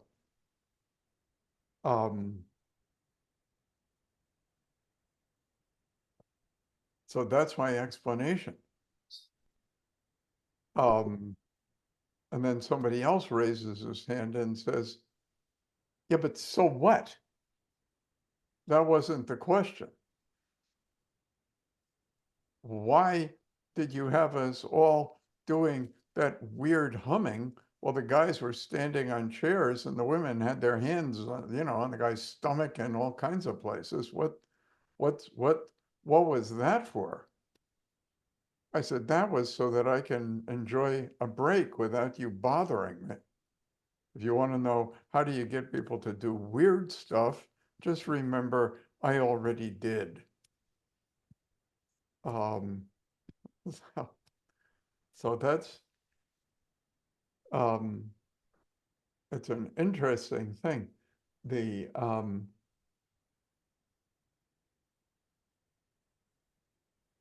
if you'll imagine a stage hypnotist, and he gets this guy up there and he says to the guy, you're an amazing dancer and you're going to dance the best you've ever danced with great passion because you're dancing with the most beautiful woman in the world. And here she is. And he hands this guy who's up on the stage, he just told him he's a wonderful dancer and he's about to meet the most beautiful woman in the world. And the hypnotist hands him a broomstick, maybe attached to a broom. That's even more fun. And says, there she is, hold her tight, don't let anybody else take her from you, and let's begin the dancing. And you watch on the stage as this guy is looking like he's just falling in love with this broomstick and hugging it and dancing with it. You say, well, you guys are really liking each other. I think you can get away with a few kisses now. you're on the dark side of the gym, and this guy is like making it with a broomstick, you know? And the audience is thinking, this is hilarious. Because what you're watching is this hypnotist who's an incredibly powerful guy with an incredibly powerful mind cause this other guy to be sort of enslaved into doing asinine things in front of a group of people because of his apparently rather weak mind and ability to be controlled. So anyway, I was telling you about how this guy went for his audition because he's a wonderful actor and he wants this part and he wants it so bad. And the guy who's doing the audition says to him, well, you know the play very well. He says, indeed, I do. And he says, you know, I will want to see how you as the leading man would handle this part, but I don't even have a woman here to play the leading lady against you. So I don't know how we're going to get to see how well you do it. And then the screen test guy says, wait, you're a wonderful actor. Just act, and hands him a broom. And now that guy is doing exactly what the other guy was doing. And you're watching the same thing thinking, what an amazing actor. He's waltzing around with that broom like he's totally in love with her. And now the guy's starting to kiss the frickin' broom. I mean, he's going right into the love scene. Well, you see the same exact thing has been created. But the stage hypnotist has made it even more interesting. Because although it would be fun,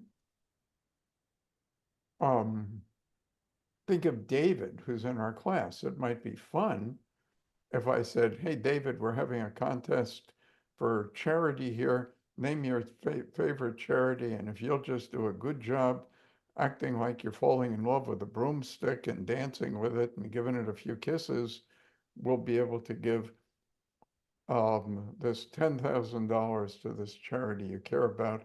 And David's up there dancing and kissing the broomstick. And that would be fun to watch. But it would be more fun to watch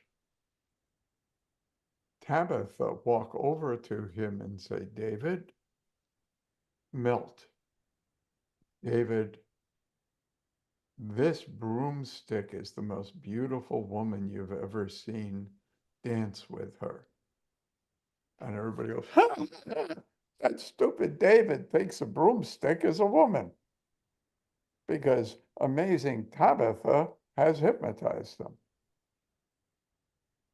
So it's the same process. However, Tabitha has to be an extraordinary entertainer, cause the illusion that this fellow, David, is being controlled by her.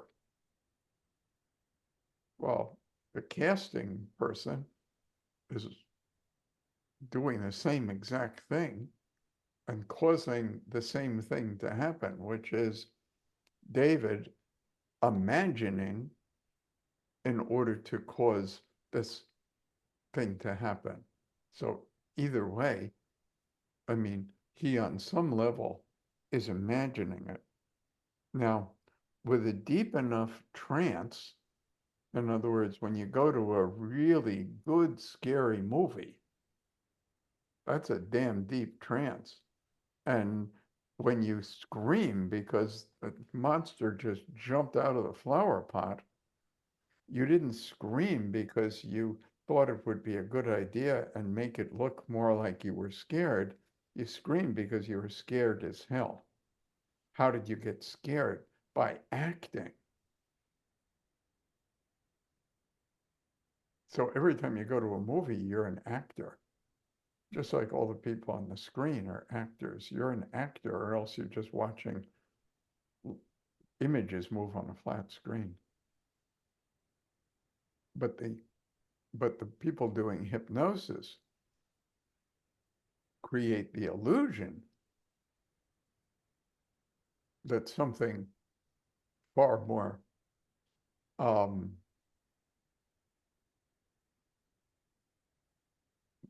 whatever weird is happening.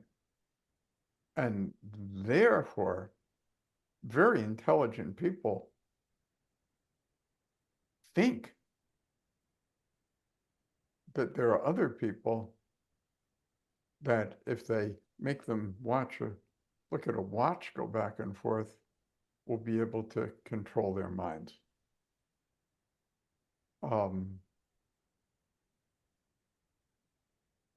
But all of the research says that you can't actually get anybody doing anything that they wouldn't be fine doing anyway. So, we get Tessa into the very deepest level and say to her, there are bubbles all around the room, and the funnest thing in the world is to touch and pop them.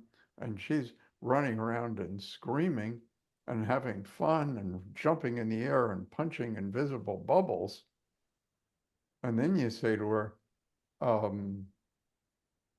now get naked and stab your sister. It doesn't work.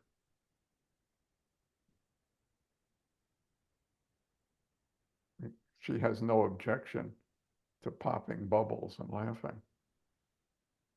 And so those are all things around how hypnosis is viewed that I thought might be interesting to share with some of you. But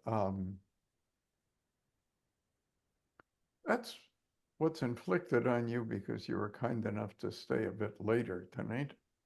And that's what's going on there. Did I answer your question and then some, Felicia? I think it was you that opened up this Pandora's box.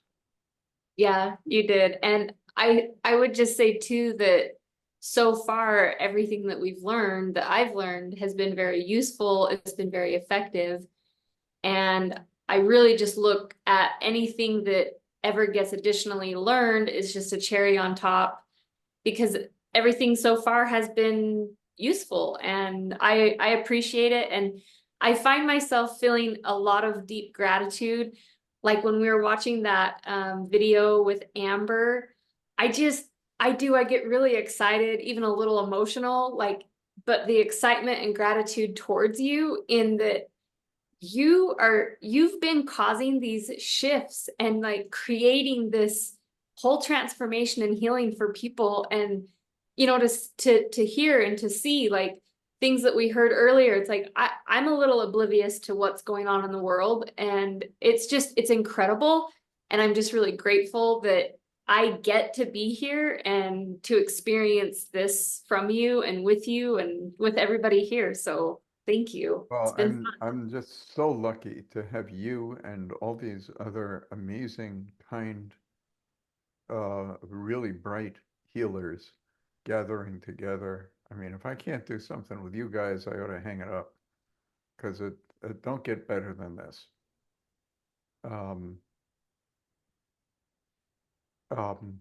I'd be happy to guide some of us in doing something useful if one of you wants to. Well, what's your thought, Dina? I just had another question. Please So go ahead with it. it's built on the stuff we were talking about at the end of getting the person kind of more ready to proceed.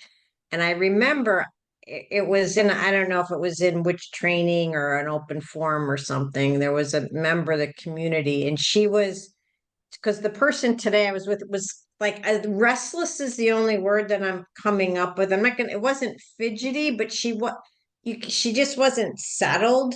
And you had done something, and I'm wondering, even before the symphony thing, I can't remember, but you had her like look above the computer. You did something to get her more relaxed before, because it's like I couldn't get that person settled enough first. So what should I do? Well, if somebody is nervous, what to do, I guess, depends on what they're nervous about. So I can't cookie cutter it for you. Okay. Valerian? I don't have a question. I just am experiencing that I have an emotion. It's like for no reason that I'm conscious of.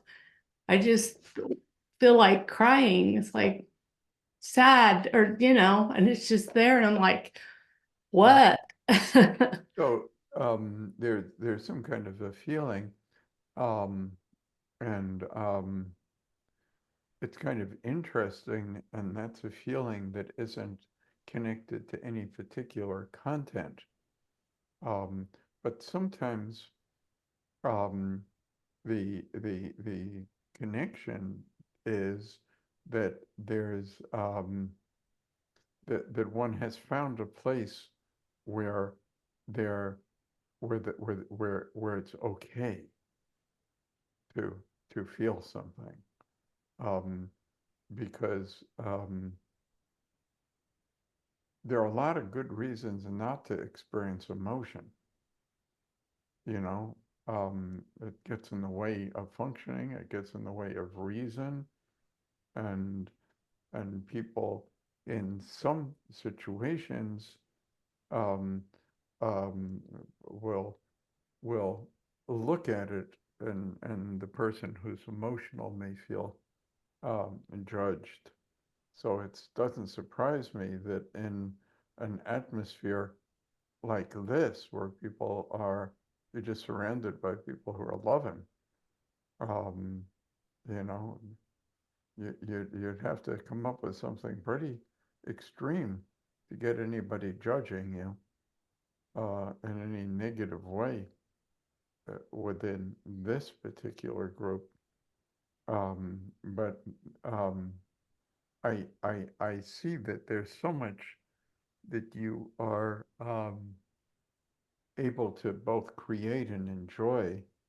So many things you get to do, you know, on so many levels. And I just feel that this recognition of this emotion, and what we're about to do with it is on the way to even more abundance, and even more health, and hence even more joy. So perhaps for a little while you might just rest your eyes and and and know that I and all these other lovely people are all directing that most positive intention and love toward you. And there's nothing you have to do to secure any of that. And hence, it means it's okay to take this time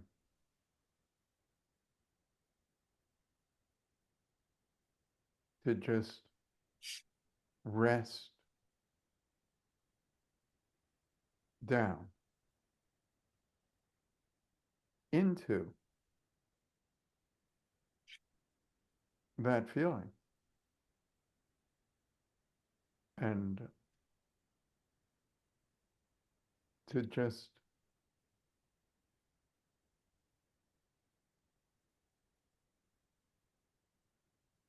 give in.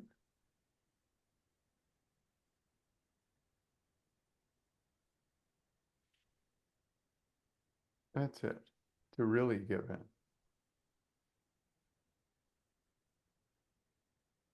And as you continue to give in, you'll notice movements that are, well, it's almost sort of like a tremble. It's not anything anybody could even do on purpose. But you'll notice that it's not that you are purposely moving. It's just that the movements, that's it, are just happening. It's more that they're happening through you or to you. That's it. And then as those movements intensify, and your jaw releases, and your mouth softens,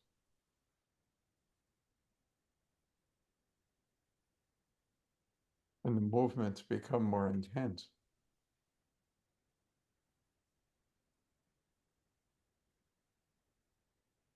And then still more.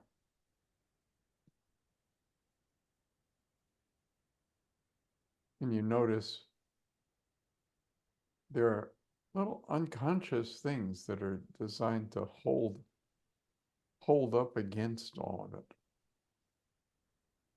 One of those things is that sometimes I've noticed that your breathing just stopped for a moment here and there. When that happens, it's kind of a way that mind might put the brakes on a feeling.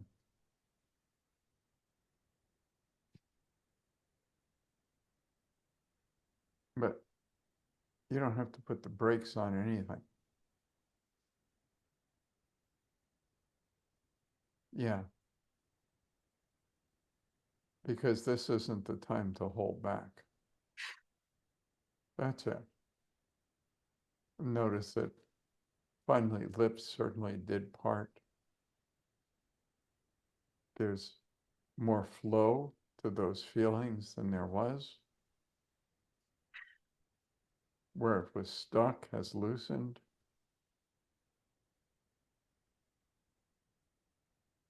Sometimes you might even hear your own breath.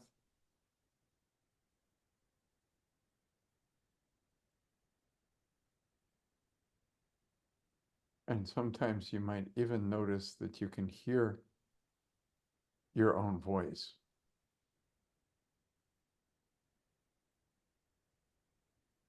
Because as things release, it's likely that voice releases and that things flow.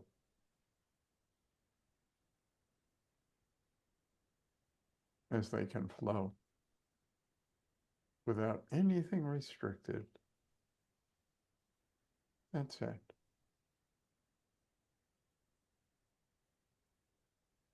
As you're doing this, it's possible that there are memories that show up, or thoughts, beliefs. If so, you could mention it and just say an age, or you can just keep it there within your mind. But those might be useful to look at later, whether they show up or not. Resting into rather than locking down the feeling, absolutely is healing.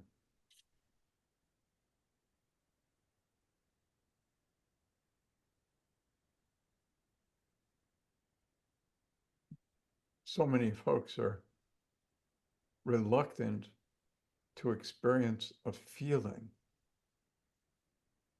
that their own mind has created. In fact, we inhabit a world filled with people that are doing some pretty strange things.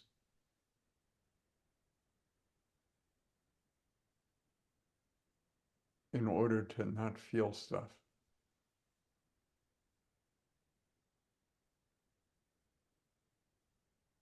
So just open up the breathing, rest into the feeling.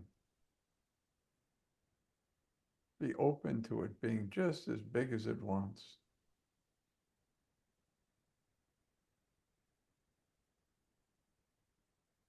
And it would be a really good idea if there was some kind of sound that would come from you as you exhale.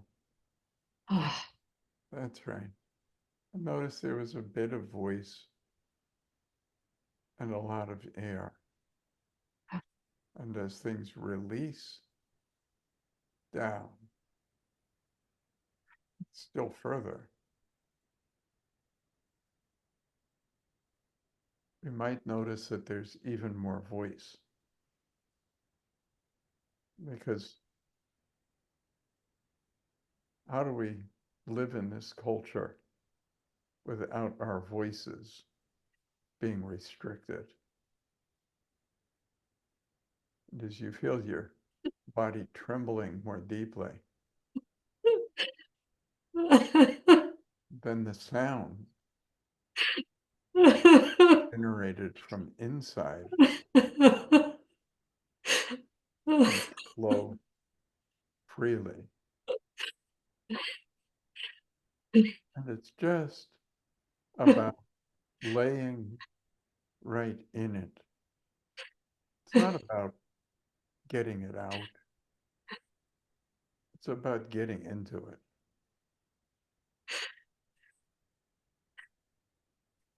Because it feels so much better than everything we do to not get into it.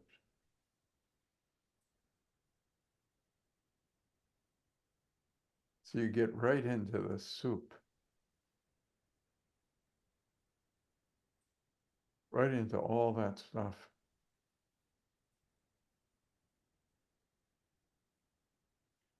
And as you get right into all that stuff,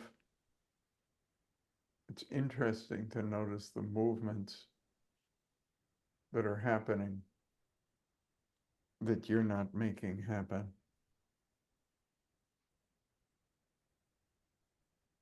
A lot of movements in head.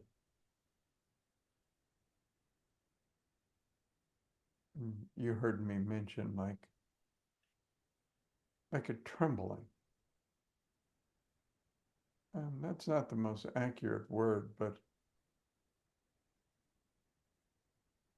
I mean it to convey that the movements aren't planned or voluntary.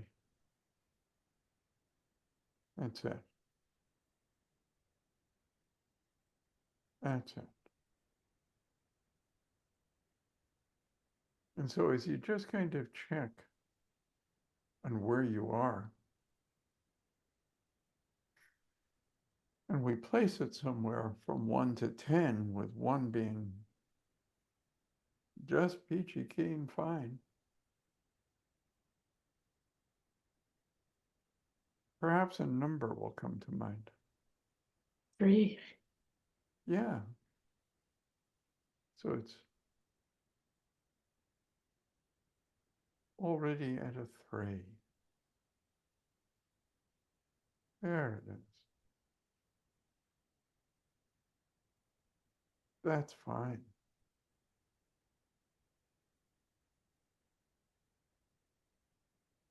And since it's at 3 already, perhaps you just open your throat.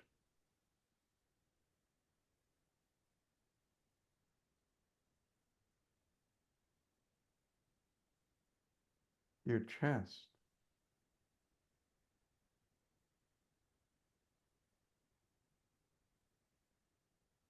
Your belly.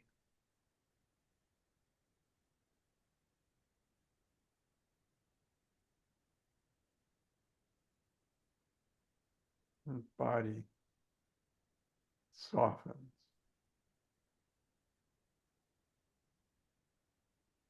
It also opens.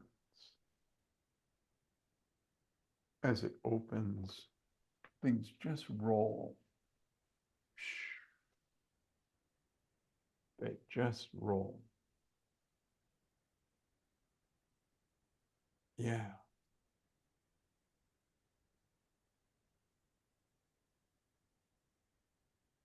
There you go.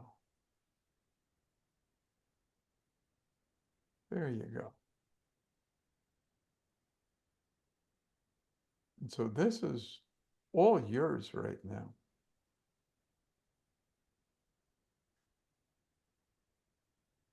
Which means you've got it. You can take your own time with it.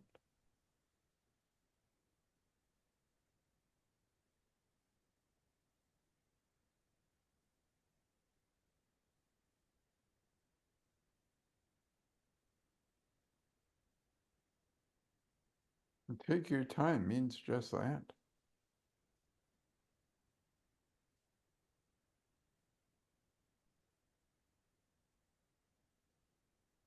Nobody's in a hurry. You're surrounded by loving intentions.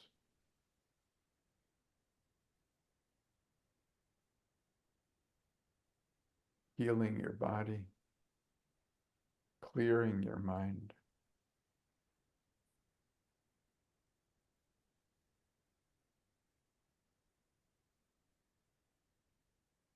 There you are. And where does all of that have you, my friend?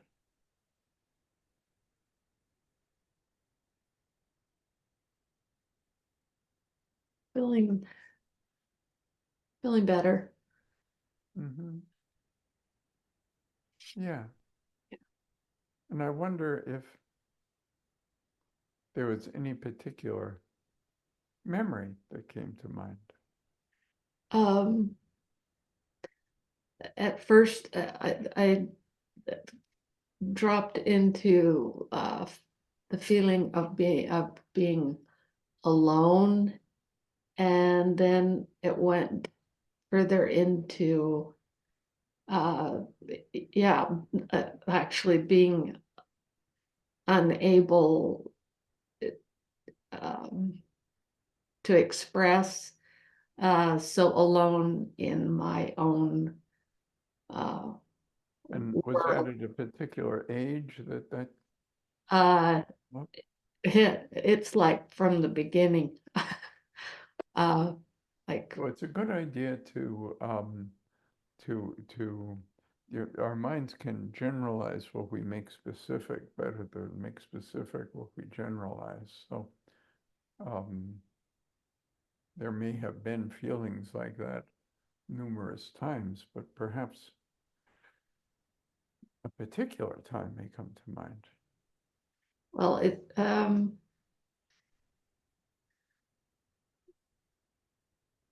I mean, at first it went to 1 year old, but I don't have a memory. But then at maybe maybe I'm maybe 6 comes to mind. If you were remembering something that happened when you were 1, which you aren't, but if you were, what might it be? How might it feel at 1? So little. I like what comes to mind is second, like the that I needed to just be okay because my older sibling needed things more than I did. So even at 1, you could kind of sense there was urgency, priority somewhere else. Yeah. Yeah. And I'm just getting that it's kind of important to not take up much space. Yeah. To like be in the background.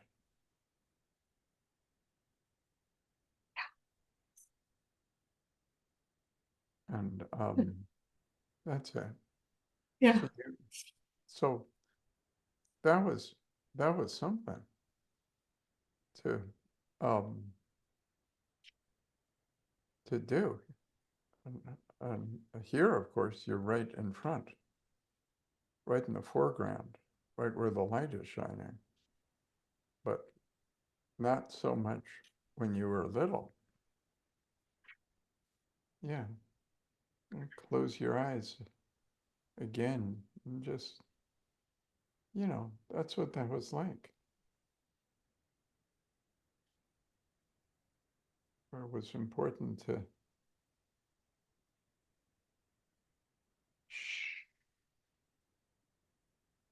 yes, to be quiet.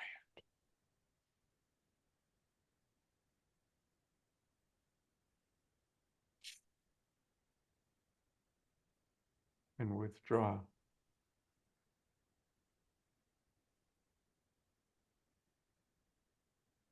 Back into the shadow. Quietly.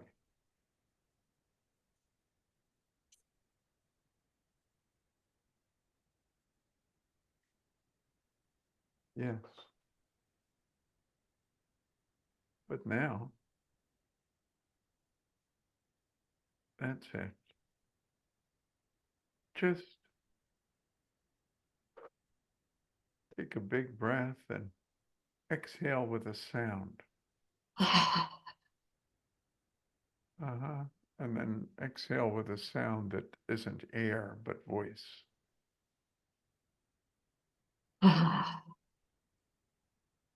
And exhale with a sound that isn't air, but voice.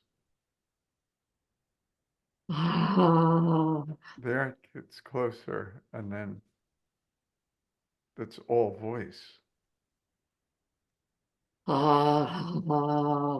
There it is. And something just releases there. Very nice. Yes.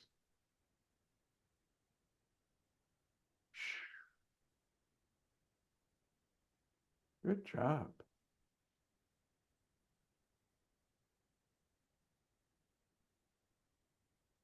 And then there's a memory from being about 6.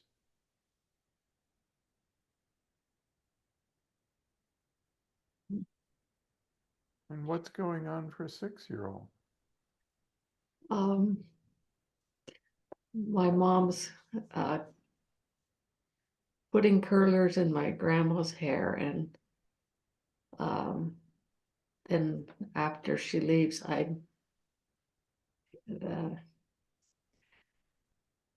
she's talking to me and vocalizing things that of her dislike for things about my grandma, and I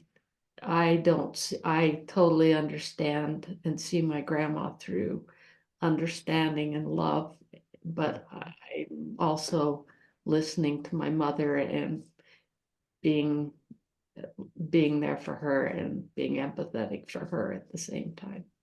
Yeah, so from outside now, here with me, let's look back at that amazing little girl who's doing both.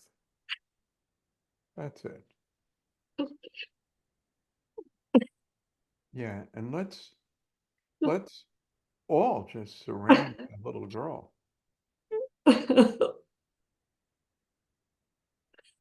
Yeah.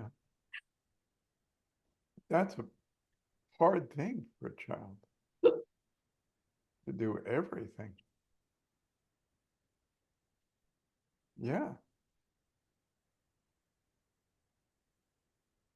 And yet she had both at once there and did pretty well.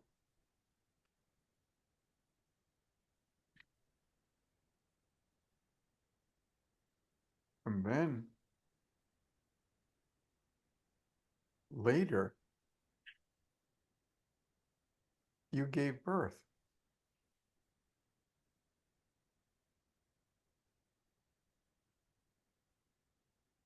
And did things that were amazing artistically.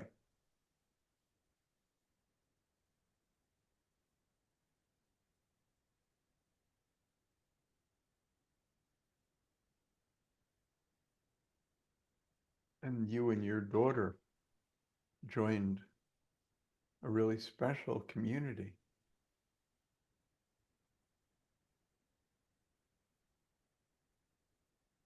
Where it's finally just okay.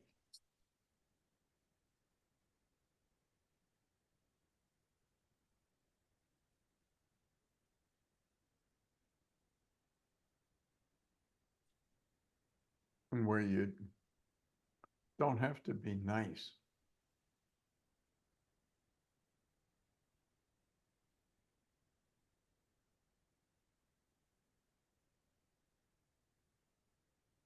Or anything else. So just bask in the realization that you don't got to do that stuff.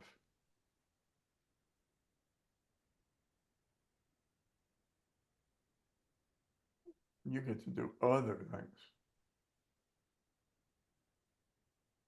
There you go. That's it. So many other things.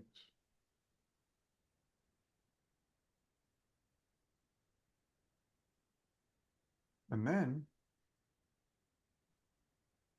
you find your way back.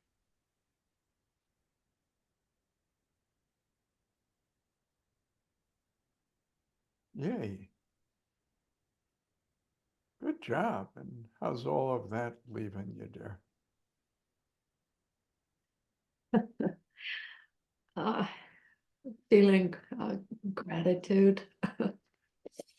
Gratitude for being here. Yeah. Yes. Pretty good group you're hanging out with, huh? Yes. Yes. Some pretty amazing folks. And that was very good and good for you. You can hang out with Tabitha later if you want to talk about onions and stuff. But she's pretty pleased with where you just got to. Make sense? Yes. Yes. Yeah. So, wonderful, ladies.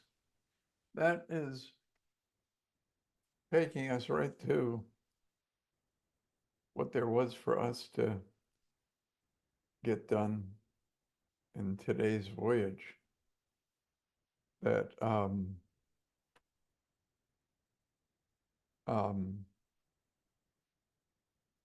is coming to a reluctant close.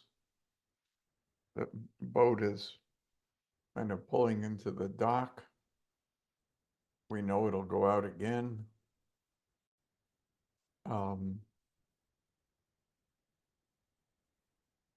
And we sure hope to see as many of you as possible, to see each of you in the little upcoming things that I mentioned. Mastery, open forum, solutions. And by the time you get done with them, it'll be time for the advanced training.